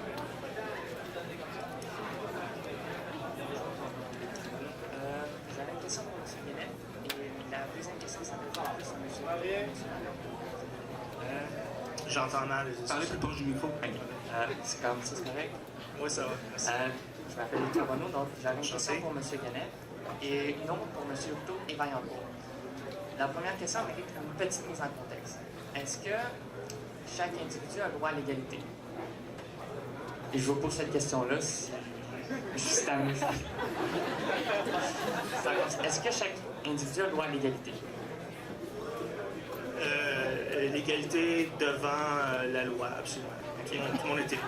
Donc, à partir de ce moment-là. Ce qui est différent de l'égalité des résultats, mais oui, donc, à partir de ce moment-là, est-ce qu'on peut dire que quelqu'un qui vit dans un milieu plus pauvre, plus pauvre, est désavantagé, donc n'a pas la même égalité que quelqu'un qui vit dans un milieu plus riche et qui, lui, doit vivre des conséquences de ses parents ou de ses supérieurs qui ont décidé de leur propre aveu d'être dans un milieu plus défavorisé ou tout simplement parce qu'ils n'ont pas été capables de se placer. Donc, cet individu-là va devoir se placer dans une façon où est-ce qu'il va désavantagé. Est-ce que ça, c'est normal? Ou, si je veux dire, si ça revient encore avec la principe d'égalité qui dit que tout le monde doit être égal, puis que, mettons, si moi je viens d'un milieu plus pauvre, ben, il va falloir que je me change 4 fois plus que quelqu'un qui vit avec des parents qui gagne 300 ou 400 000 par année. Donc, évidemment, l'égalité devant la loi, c'est indiscutable. Les questions, ça n'a rien à voir avec le sexe, la religion ou quoi que ce soit. L'égalité devant la loi, c'est pour tout le monde de la même façon. Maintenant, pour l'égalité des résultats, c'est différent dans le sens où, prenons l'exemple de la famille qui est plus modeste et que la personne veuille aller à l'université, par exemple.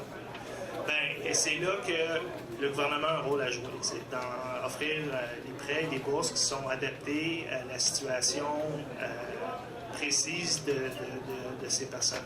Alors, s'il y a des gens qui ont de la difficulté et qui ne vont pas à l'université simplement à cause de raisons financières, je pense que c'est le rôle du gouvernement de les aider.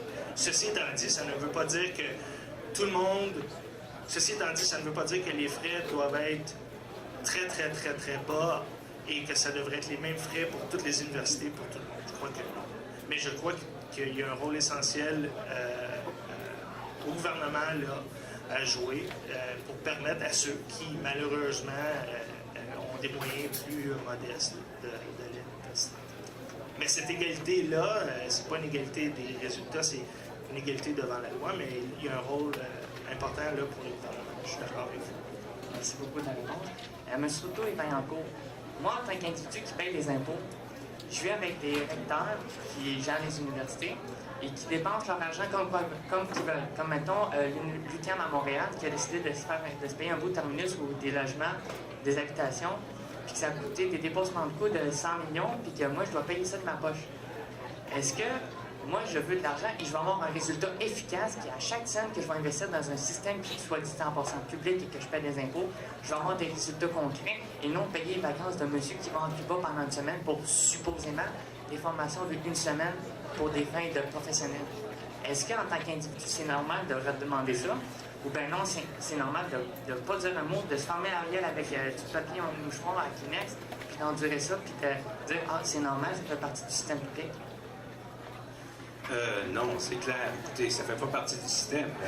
Moi, je pense que le système public a des lois et des règles qui sont bien appliquées. Et ce qui est intéressant dans le système public, c'est que c'est public. Donc, c'est toujours possible pour les citoyens d'aller voir combien ces gens-là gagnent, qu'est-ce qu'ils font avec leur argent, etc.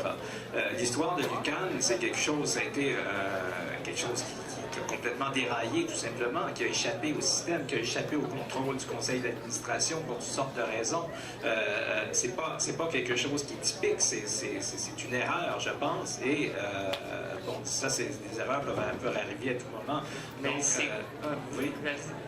c'est une erreur qui arrive de temps en temps, mais dans toute la plupart des projets qu'on entend parler, qui est fait par le gouvernement ou mis de l'avant par le gouvernement, il y a toujours des dépassements de coûts. Mais si ça serait un hôpital privé, par contre, on investit à des fonds privés, comme des millions d'exemples que je peux donner, mais je n'ai pas vraiment en tête, il n'y a pas de dépassement de coûts ou très rarement. Comme, mettons, le Cold Soul Energy Center que je prends même à Pittsburgh, il n'y a pas eu de dépassement de coûts, sinon, très peu. Tandis que si on va construire le CHUM à Montréal, il y a déjà pratiquement 500 millions de plus de prévus qu'au départ. Ça, je fais remarquer que c'est un système de partenariat public-privé. Hein. Ce système de partenariat public-privé, avec une place très importante, c'est un système qui se prête très bien au dépassement de coûts. Ce qui est intéressant, c'est qu'on avait défendu ça comme un système dans lequel il n'y aurait pas de dépassement de coûts. Il y en a énormément. Donc, mais ça, je pense que Philippe Berthaud va avoir des choses à rajouter là-dessus. Moi, j'aimerais juste revenir quand même sur la question de l'égalité. Hein. Moi, je pense que dans le système politique dans lequel on vit actuellement, c'est un problème majeur, hein, puisque les écarts entre les riches et les pauvres depuis les 20 dernières années, 30 dernières années, c'est quelque chose qui est exponentiel. Donc, et à ce moment-là, est-ce que les citoyens riches et les citoyens pauvres ont droit aux mêmes choses? Absolument pas. Alors, on est dans deux mondes. On parlait même d'égalité devant la loi. Est-ce qu'elle existe vraiment, cette égalité devant la loi, d'un point de vue théorique? Certes, mais d'un point de vue pratique, moi, je connais des gens qui sont poursuivis vers des multinationales, qui ont confronté un individu devant des armées d'avocats. Est-ce qu'ils sont traités également? Hein? Alors, moi, je pense pas. Donc, c'est très clair qu'il faut toujours revenir à cette question d'égalité. Et, à mon avis, il y a une perte très importante qui se passe dans notre monde d'aujourd'hui là-dedans. Il faut toujours revenir à cette notion-là qui est fondamentale. Pour revenir à votre question de base, est-ce que vous devez vous mettre du scotch tape sur la bouche et attendre que ça passe? Ben oui, on s'attend de vous discipline, rigueur et silence. En fait, c'est des blagues. Non, mais en fait, juste pour quand même faire une précision, hein, la question des dépassements de coûts dans des projets d'infrastructure, c'est ni propre au public, ni propre au privé. La seule différence, c'est que quand une entreprise privée se construit une bâtisse, une usine ou quoi que ce soit, si ça coûte plus cher que ce qu'elle avait pensé, on ne le sait pas. Elle va rendre ses comptes à son assemblée d'actionnaires. Non pas à la population. Ça ne sera pas objet de débat public. Contrairement aux dépenses de fonds publics qui sont objets de débat public parce que ce sont des fonds publics. Alors déjà là, tu sais, si on devait faire un répertoire de l'ensemble des projets de développement d'infrastructures du privé, l'ensemble des projets de développement d'infrastructures du public, vraiment, ce qui serait déjà un gros contrat de recherche, pour voir est-ce qu'il existe un débalancement entre le public et le privé, entre les deux. Je serais pas mal convaincu qu'on arriverait qu'il y a des dépassements, il y en a dans les deux cas, puis pas mal de la même zone, de un. Fait que ça, c'est quand même. Maintenant, juste pour revenir un peu sur la question, justement, les fiascos de type UQAM et tout ça, À quoi c'est dû ça un peu? Hein? C'est dû justement, en fait, à non pas une plus grande autonomie des universités comme telles, mais vraiment une autonomie des directions de l'université. C'est-à-dire il y a le recteur de l'époque, M. Bottegui, avec la direction de l'université, qui, pour des raisons de répondre aux impératifs de concurrence inter-établissement, dit on doit développer un nouveau campus pour faire de la place pour nos étudiants, pour avoir plus de place pour loger des étudiants, pour faire entrer des revenus, attirer des droits de scolarité, attirer des subventions étatiques. Vraiment une logique de concurrence. Tu sais, les universités, pas pour rien que l'Université de Sherbrooke a un campus à Longueuil, etc., c'est parce qu'elles se compétitionnent de la clientèle, finalement. Et ça amène des dépenses. Et dans ce cas précis-là, ce qui est très intéressant, c'est qu'on se rend compte qu'il y avait à l'UQAM un processus de gestion relativement autonome de l'université, dans le CA, qu'on appelle la collégialité de la gestion universitaire, avec sur le conseil d'administration des gens de l'externe, du monde des affaires, du monde socio-économique, de la société civile, mais une forte présence de gens de l'intérieur de l'institution, des syndicats, des étudiants, des employés, etc. Et qui, face au projet justement d'investissement de l'îlot voyageur qui a été le réseau qu'on a connu, ont tiré la sonnette d'alarme pour dire un instant, ça marche pas, là. Vous êtes en train de mettre de l'argent dans un projet qui ne tient pas, tout ça pour répondre à des impératifs de compétition inter-établissement, pendant qu'on a de la misère à financer les activités d'enseignement, qui est quand même la tâche fondamentale de l'université. Mais c'est les représentants des étudiants et des employés au conseil d'administration. Donc, si on a une autonomie à revaloriser ou à remettre de l'avant dans l'ensemble des services publics, éducation, santé et autres, c'est bien entendu, c'est cette participation-là. C'est pas une question de rendre l'institution ou l'établissement autonome. L'idée, c'est de qui est le mieux placé pour gérer une institution, un établissement public. C'est les gens qui y travaillent et les gens qui l'utilisent. Dans le cas d'un établissement de santé, c'est les infirmières, les médecins, les pharmaciens, les préposés, et des gens de la population et des gens qui viennent des comités de malades. C'est eux qui savent ce qui se passe dans l'établissement, c'est eux qui sont capables de voir, on a-tu vraiment besoin de faire un nouveau développement d'infrastructure, on a-tu besoin de ci, de ça, et ils sont capables de questionner les directions de la direction. Donc c'est vraiment, il faut comprendre que, bien entendu, on n'est pas pour un espèce de modèle très bureaucratisé, que ça part d'en haut puis ça descend. On est pour un modèle que oui, il y a le financement public, l'État est là pour fixer des normes, des règles, avec des codes de qualité, etc. Mais après ça, oui, pour l'autonomie des établissements, des institutions, mais sous gouvernance des gens qui y travaillent, des gens qui font vivre cette institution-là. Merci.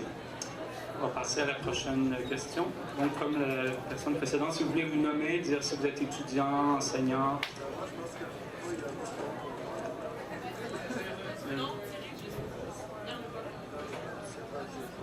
Je suis correct, là? Oui. Moi, c'est une question pour M. Guénette, c'est ça? Vous êtes en... Est-ce que vous voulez vous nommer, s'il vous plaît? Philippe Lopez-Gagnon. Vous êtes en certaine sorte pour la privatisation de systèmes publics en ce moment, comme les écoles ou, les soins de santé, pour pouvoir avoir une certaine amélioration de ces systèmes-là. En fait, ça rejoint un peu la première question qui m'a été posée. C'est pas une question de privatisation, c'est plutôt une question de décentralisation et de repenser la façon qu'on livre les services publics. Alors, il ne s'agit pas de privatiser les hôpitaux, de privatiser les universités. Celles-ci, par exemple, les universités sont des organisations publiques. Et jusqu'à temps qu'il y ait un débat très important sur est-ce que ça doit toujours rester comme ça pour toutes les universités, c'est comme ça et c'est peut-être mieux comme ça. Mais une chose est sûre, c'est qu'il faut rapprocher le centre décisionnel de ces endroits-là et de permettre notamment aux universités de décider elles-mêmes des droits de scolarité qu'elles veulent charger les étudiants qui fréquentent leur institution. Tout ça dans un cadre légal qui est gouvernemental. Oui, mais on peut dire que qu'est-ce qu'on veut, c'est de ramener la population tout à un même pied égal, que n'importe quel enfant, quand il est, il a les mêmes chances que son prochain, non? Oui. Que ce ne soit pas parce que ses parents font 200 000 $ par année qu'ils puissent se permettre de devenir avocat et puis aussi faire 200 000 $ par année. Un enfant de charpentier, je pense qu'il peut tout à fait devenir avocat lui aussi. Oui. Ça fait que si, admettons, les prix de scolarité augmentent de 5 000, 2 000 qui sont en ce moment jusqu'à 30 000. L'enfant de charpentier, son père lui fait juste 30 000 par année, n'aura pas les moyens de pouvoir payer les frais de scolarité de son enfant. Puis je pense pas qu'un étudiant aussi fait genre 5 000 $ par année gros max, là, soit capable de se payer des frais de scolarité aussi immenses que ça. Ça fait que de mettre ces frais de scolarité aussi haut que ça permet pas de créer dans un certain sens une élite de personnes qui ont des revenus plus hauts. Ce qu'on remarque en étudiant les fréquentations, les gens qui fréquentent actuellement les universités québécoises, c'est que même si les frais de scolarité sont très bas, il n'y a pas de gens qui viennent, il n'y a pas plus de gens de milieux défavorisés qui participent, qui vont à l'université. Au Québec, pour chaque personne qui vient du cadre de la population la moins fortunée, il y a 2 étudiants et demi, c'est des statistiques, mais ça montre bien comment fonctionne le système. Il y a 2 étudiants et demi qui viennent des milieux les plus fortunés. Alors, si on veut encourager, si les politiques publiques sont pour encourager l'accès à plus de gens aux universités, juste de garder les frais de scolarité, c'est pas ça qui va faire en sorte qu'il y a plus de gens ou qu'il y a moins de gens qui vont aller. Je pense qu'il faut aller davantage avec des programmes ciblés pour quand les gens sont à l'école secondaire, quand les gens sont davantage plus jeunes et plus réceptifs, ou pour montrer les bienfaits ou changer les programmes. Et pour ceux qui ont pour ceux qui ont vraiment un problème financier, que pour eux, 4 000 $ de frais de scolarité, ça devient un enjeu majeur. Je pense que c'est le rôle du gouvernement d'offrir un système de bourse et de prêts qui est adapté pour ces gens-là. Je suis tout à fait d'accord avec vous. Oui, mais il ne faut pas avoir Je vais vous demander peut-être, pour donner la chance à tout le monde de poser des questions, de reprendre un autre tour de parole si vous avez plus qu'une question. Merci. Une question pour moi. Oui, Oui! plusieurs questions. Excellent. Alors, C'est souvent comme ça. Oui, mais merci d'être présent avec nous aujourd'hui, d'accepter donc de faire le débat. Je trouve ça extrêmement intéressant de vous entendre. Je me promène aussi à l'occasion avec un tableau de d'art et les gens comme... Alors, Marie Blais, vice-présidente de la FNEC CSN. Donc, j'aimerais peut-être juste préciser certains éléments de ce que vous avez dit. Par exemple, vous avez dit qu'avec la hausse des droits annoncés, ça n'atteindra pas la moyenne canadienne. Vous oubliez qu'il y a aussi les frais afférents dans les universités, et notamment à l'UDM, où c'est autour de 900 $. Oui. Et ça, c'était pas quelque chose qui existait en 1968. Alors, quand on ajoute les frais afférents, oui, on atteint la moyenne. Est-ce que je peux répondre immédiatement Oui. à ça? Ma présentation, en fait, il faut distinguer 2 choses. Donc, les frais et les droits. Donc, puis là, les droits, c'est ce que change l'université pour sa formation, donc le cours comme tel. Présentement, je suis dans un programme, ça me coûte 283 $, je pense, pour chacun de mes cours. Et ça, c'est le droit de scolarité. Les frais, OK, on va les... C'est plutôt l'inverse. Okay, les droits, c'est le 2100 qui passe à moi. Et donc, si on l'inverse, donc les droits, ça inclut les cotisations au syndicat étudiant. Les frais, ça inclut les cotisations au syndicat étudiant, ça inclut tout ça. Et donc, ma présentation, c'est sur les frais. Donc, ça englobe l'ensemble. Non, ça englobe l'ensemble. Les sources qui ont servi à la présentation sont sur l'ensemble des frais et pas seulement les droits. Je crois que vous vous trompez. Les droits de scolarité au Québec sont autour de 2100, et si on ajoute les frais afférents, là, on monte avec la hausse annoncée autour de la moyenne canadienne. C'est pas ça, mon... Statistique Canada, les frais de scolarité universitaire, moyenne des frais de scolarité des étudiants canadiens de premier cycle inscrits à temps plein par province en septembre 2010, c'est ma source pour mon tableau. Donc, ça inclut les frais afférents, les cotisations volontaires et non volontaires à différents services qui sont offerts aux étudiants par soit l'université ou des groupes d'étudiants. OK.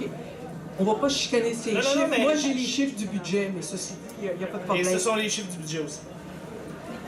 Deuxième élément. Pourquoi se comparer à la moyenne canadienne? Moi, en fait, ma question est plus là. Pourquoi on ne se compare pas au Danemark, à l'Allemagne quand même, où il y a quand même, je pense, un système d'éducation assez intéressant. Donc, première question. Deuxième question. Vous dites qu'il n'y a pas eu d'effet sur la hausse des droits de scolarité qu'il y a eu dans les années 1990 n'a pas eu d'impact sur l'accès.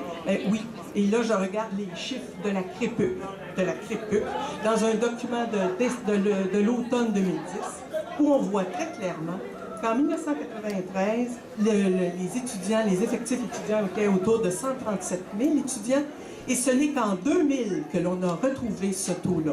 Donc, il y a vraiment eu une chute sur l'achalandage, sur la fréquentation des universités. Et ça a été particulièrement dramatique pour les étudiants adultes où on n'a jamais retrouvé le niveau de 1993. J'ai juste deux, trois questions. Et si vous voulez voir les effets, OK, allez voir le site du CAPRES. Et M. Doré, il y a eu un colloque à l'automne où on a vraiment bien démontré ces faits-là. Et entre autres, Guy Rocher, vous irez voir le discours de Guy Rocher qui a bien démontré comment ça a affecté particulièrement le réseau UQ, où il y avait des étudiants à 70% de première génération. Parce que vous oubliez toujours de dire, oui, il y a un impact sur la fréquentation à l'université, à l'accessibilité, mais deuxièmement, ça affecte surtout les étudiants de première génération. Le site web, c'est le CAPRES? Le CAPRES. Merci. Quand il y a plusieurs questions, on invite à prendre peut-être différents tours de parole pour donner l'occasion aux autres d'intervenir. OK, je vais revenir parce que je voulais aussi parler de la question de la décentralisation et de l'endettement étudiant, mais je pourrais revenir. Et également, je voulais dire que même si la question s'adresse à un intervenant, on invite aussi les autres intervenants à répondre si... Est-ce que je peux parler d'endettement étudiant? L'endettement étudiant. Je reviens d'une conférence en enseignement supérieur de la National Education Association, 3 millions de membres. Et on nous parle beaucoup de l'endettement aux États-Unis. Et entre autres, parce que c'est ça, hein, le vrai modèle, là, c'est les États-Unis.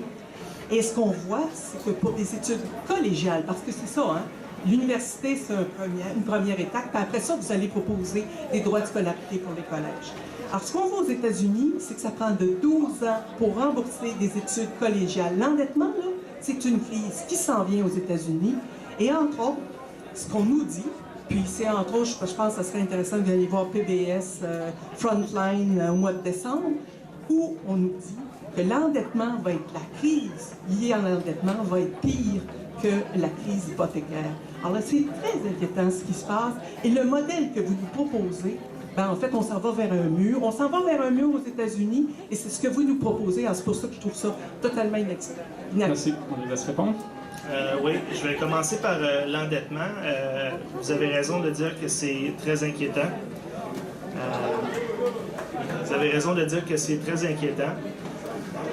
Que ce soit l'endettement des particuliers ou que ce soit l'endettement des gouvernements, que ce soit l'endettement de différentes organisations, organismes, c'est un enjeu important. Il y a plusieurs facteurs qui expliquent l'endettement, notamment des ménages qu'on connaît, qui va de choix personnels à des politiques publiques qui encouragent notamment cet endettement-là. Alors, je partage votre inquiétude et c'est à espérer que quand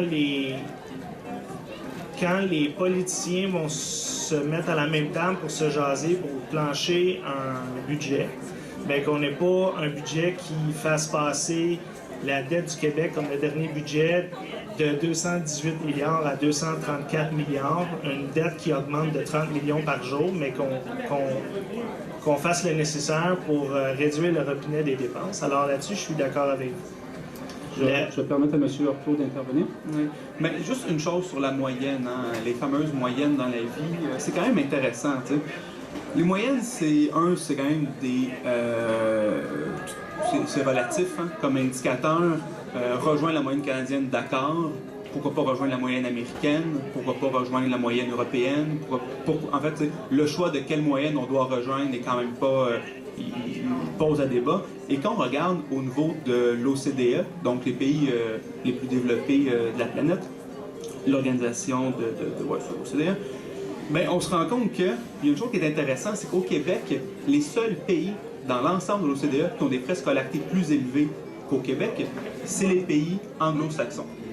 Donc là, il y a aussi un modèle qui se dessine, c'est-à-dire Grande-Bretagne, États-Unis, Canada anglais, Australie. En fait, les seules exceptions, c'est la Corée et le Japon, qui sont des pays qu'on pourrait dire proches géopolitiquement du bloc anglo-saxon. Bien, c'est les seules exceptions qui ont des frais de scolarité plus élevés que le Québec. L'ensemble des autres pays, essentiellement de l'Europe, parce que c'est des pays européens essentiellement qui sont membres de l'OCDE, mais également certains autres pays, ont des frais de scolarité plus bas. Hein? L'ensemble de l'Europe continentale, le Portugal, l'Autriche, l'Espagne, la Belgique, la France, le Danemark, la Finlande, l'Irlande, etc., etc., etc. Donc, moi, une question assez simple. Pourquoi on ne va pas rejoindre cette moyenne-là? C'est tant qu'à faire. Là.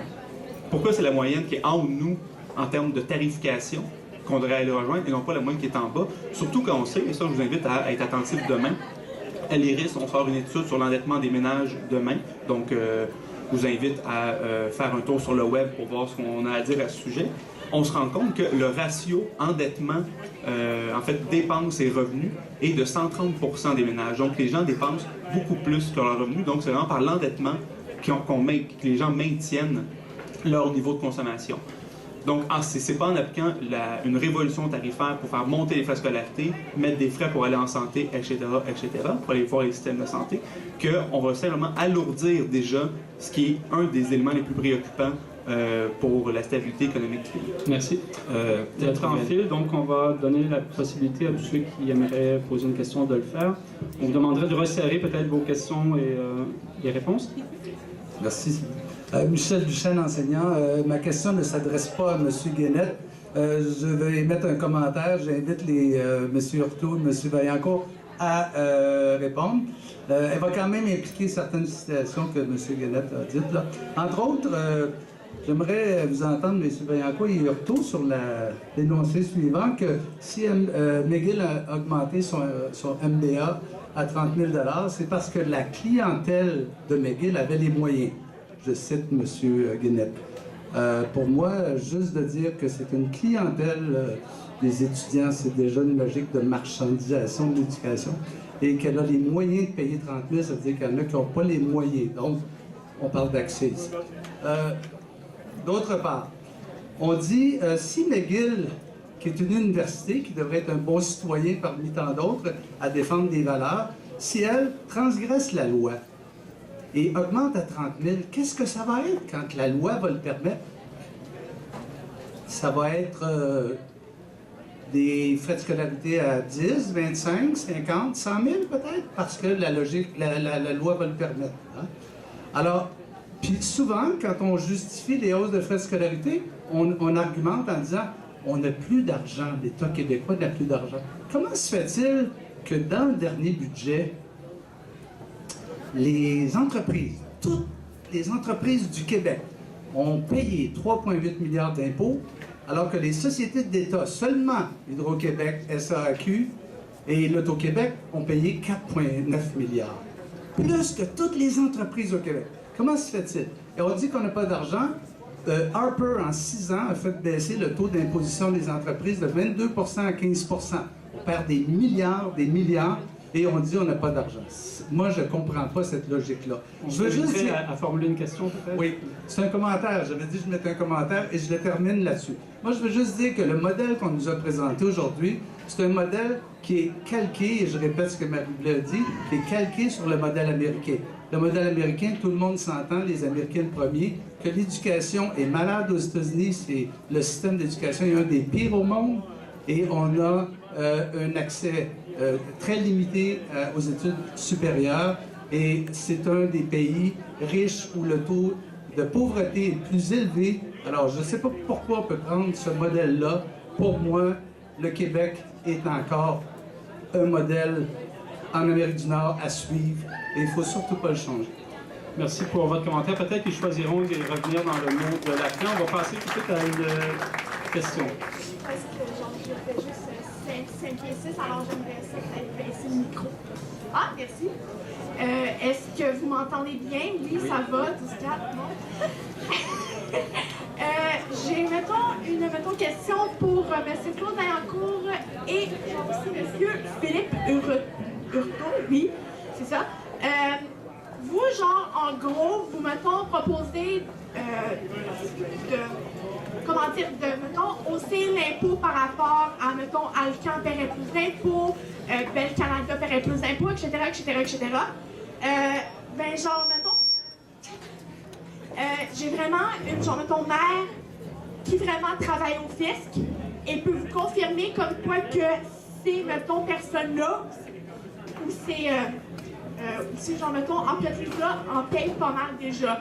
Puis comme quoi que si on va encore hausser ça, de quand que moi je vais sortir avec genre un, mettons, bac en poche, sûrement que ces entreprises-là, elles vont aller, mettons, je sais pas moi, elles vont genre aller comme à Toronto embaucher des gens, mettons, personnes qui vont venir de mettons, Toronto et non, genre, mettons, embaucher des gens, mettons, québécois. Qu'est-ce que vous avez à répondre à ça?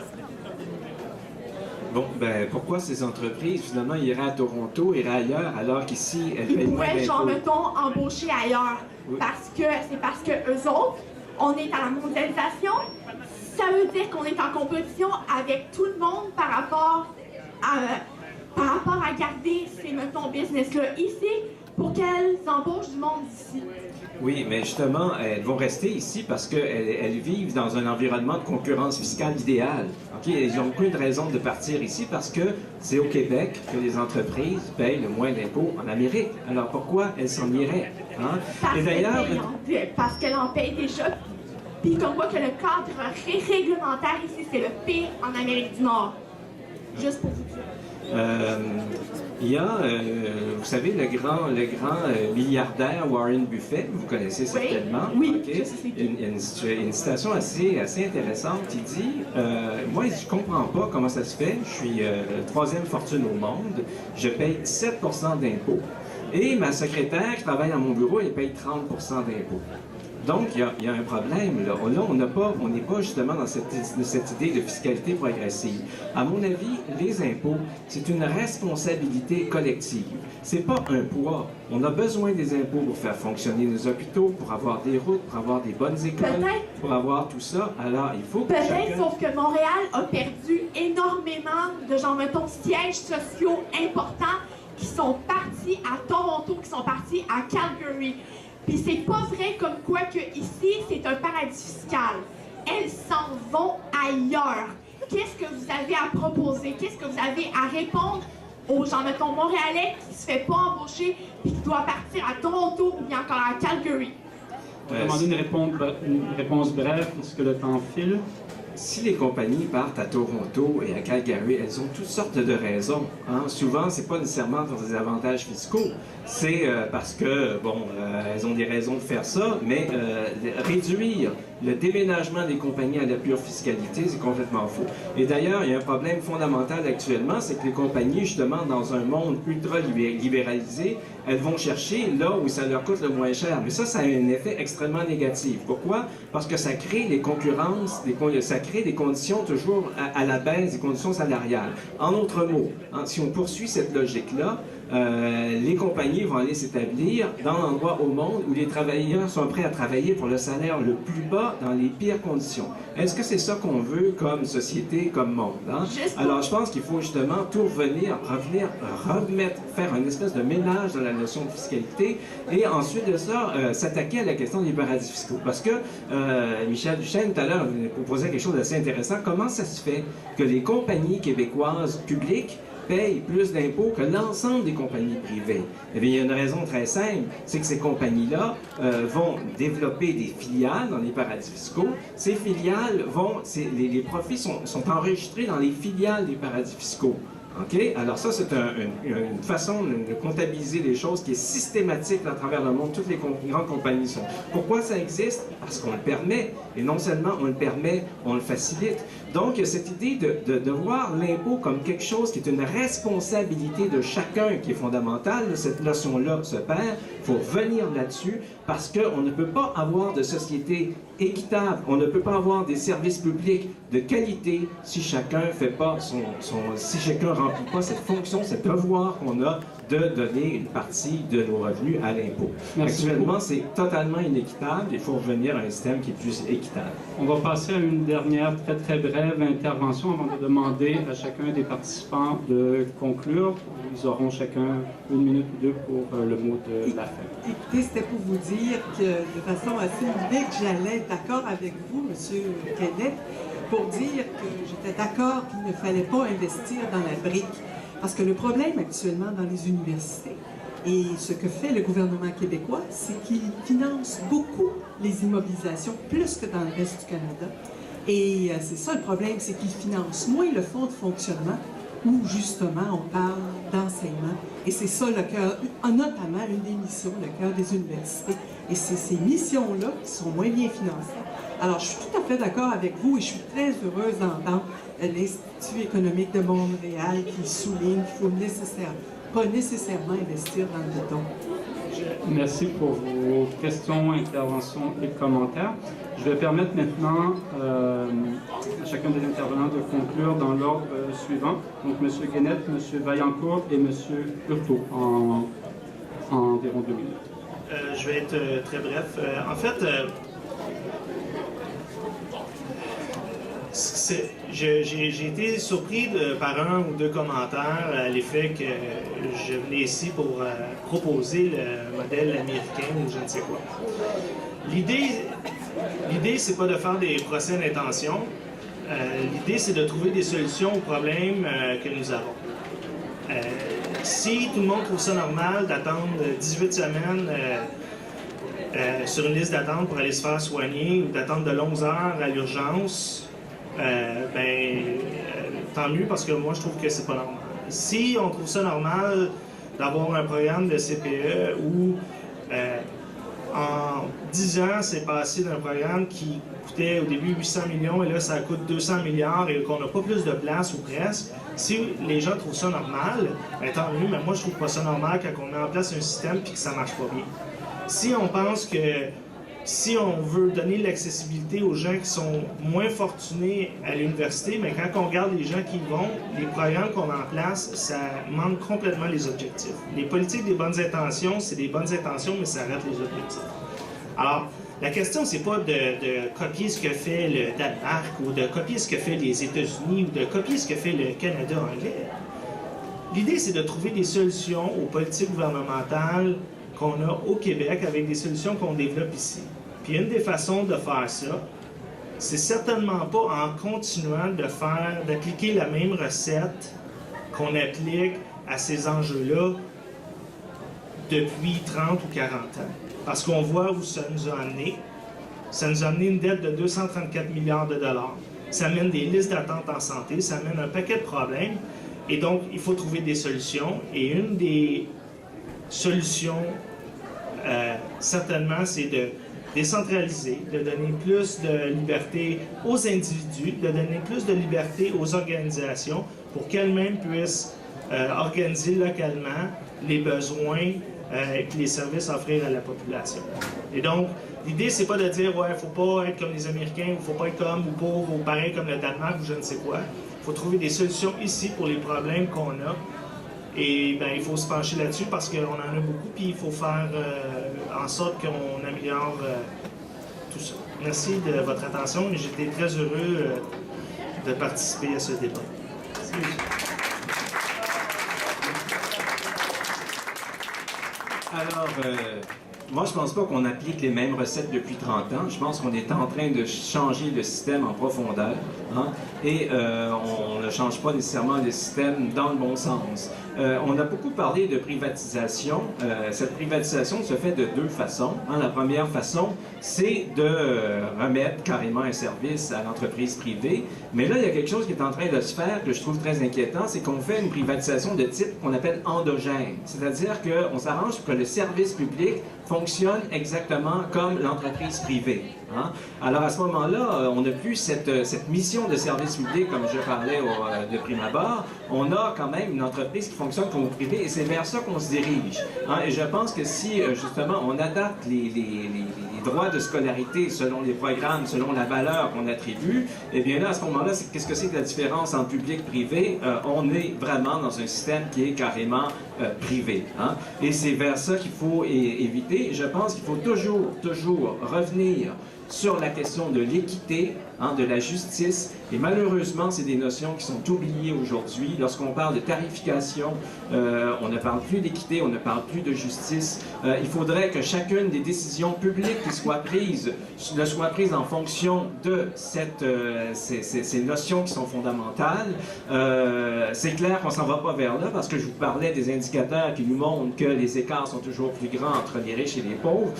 Il faut se rappeler que pendant quelque chose à partir des années 40 jusqu'aux années 80, les plus riches, c'est intéressant, payaient 91% d'impôts. Ça, c'était le plus haut palier d'imposition. 91% d'impôts.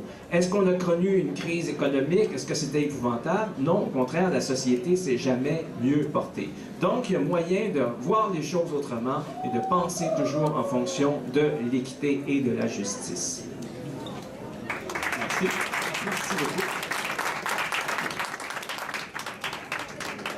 Bon, ben, comme mot de la fin, on va faire un petit 2 minutes historique. Dans les années 40-50, s'est mis en place à travers le monde occidental ce qu'on a appelé le modèle de l'université marchande. C'est-à-dire un modèle qui, essentiellement, les universités sont fréquentées par les enfants des classes favorisées et l'université qui est aussi un lieu direct de valorisation économique, c'est-à-dire l'université en recherche au service de l'industrie.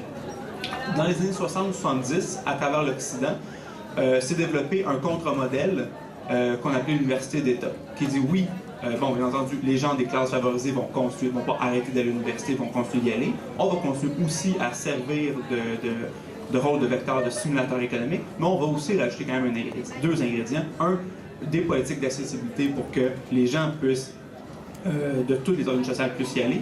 Et deux, ben, qu'il y ait autre chose que de la recherche marchande qui se fait à l'université, qu'il y ait aussi la recherche fondamentale, qu'on se pose un peu, une fois de temps en temps, des questions de fond à l'université. Et aussi, tout ça pour réussir à développer l'esprit critique des citoyens et aussi faire en sorte que quand tu sors de l'université, tu ne sois pas qu'un professionnel apte à remplir une fonction sur le marché du travail, mais que tu sois aussi un citoyen à part entière. Dans les années 80-90, qu'est-ce qui s'est passé? Et encore 80-90-2000, on est revenu sur ce compromis qui était l'université d'État pour se rapprocher d'un modèle qui était le modèle qu'on a déjà connu dans les années 30, 40, 50, le modèle de l'université marchande. Donc, c'est pas une nouvelle solution, c'est un retour à un modèle qui existait déjà avant, avec des particularités bien entendu, mais vraiment un modèle qui met au cœur de l'université un rôle de vecteur économique, ce qui n'est pas mal en soi. Le problème, c'est qu'il n'y a pas que ça, une université. Une université, c'est aussi des programmes d'arts et lettres, c'est aussi des programmes de théâtre, de sciences humaines, des choses qui, en soi, n'ont pas de valeur ajoutée économique, mais qui sont pourtant le cœur de la mission de l'université, c'est-à-dire développer un regard critique sur la société, parce que l'université, c'est quelque chose qui est à l'extérieur de la société, une espèce de pas de recul vis-à-vis du social, et qui peut utiliser ce pas de recul pour le critiquer. Et avec le retour au modèle d'université marchande qu'on connaît actuellement là, on est en train d'effacer cette distance, d'effacer ce regard critique.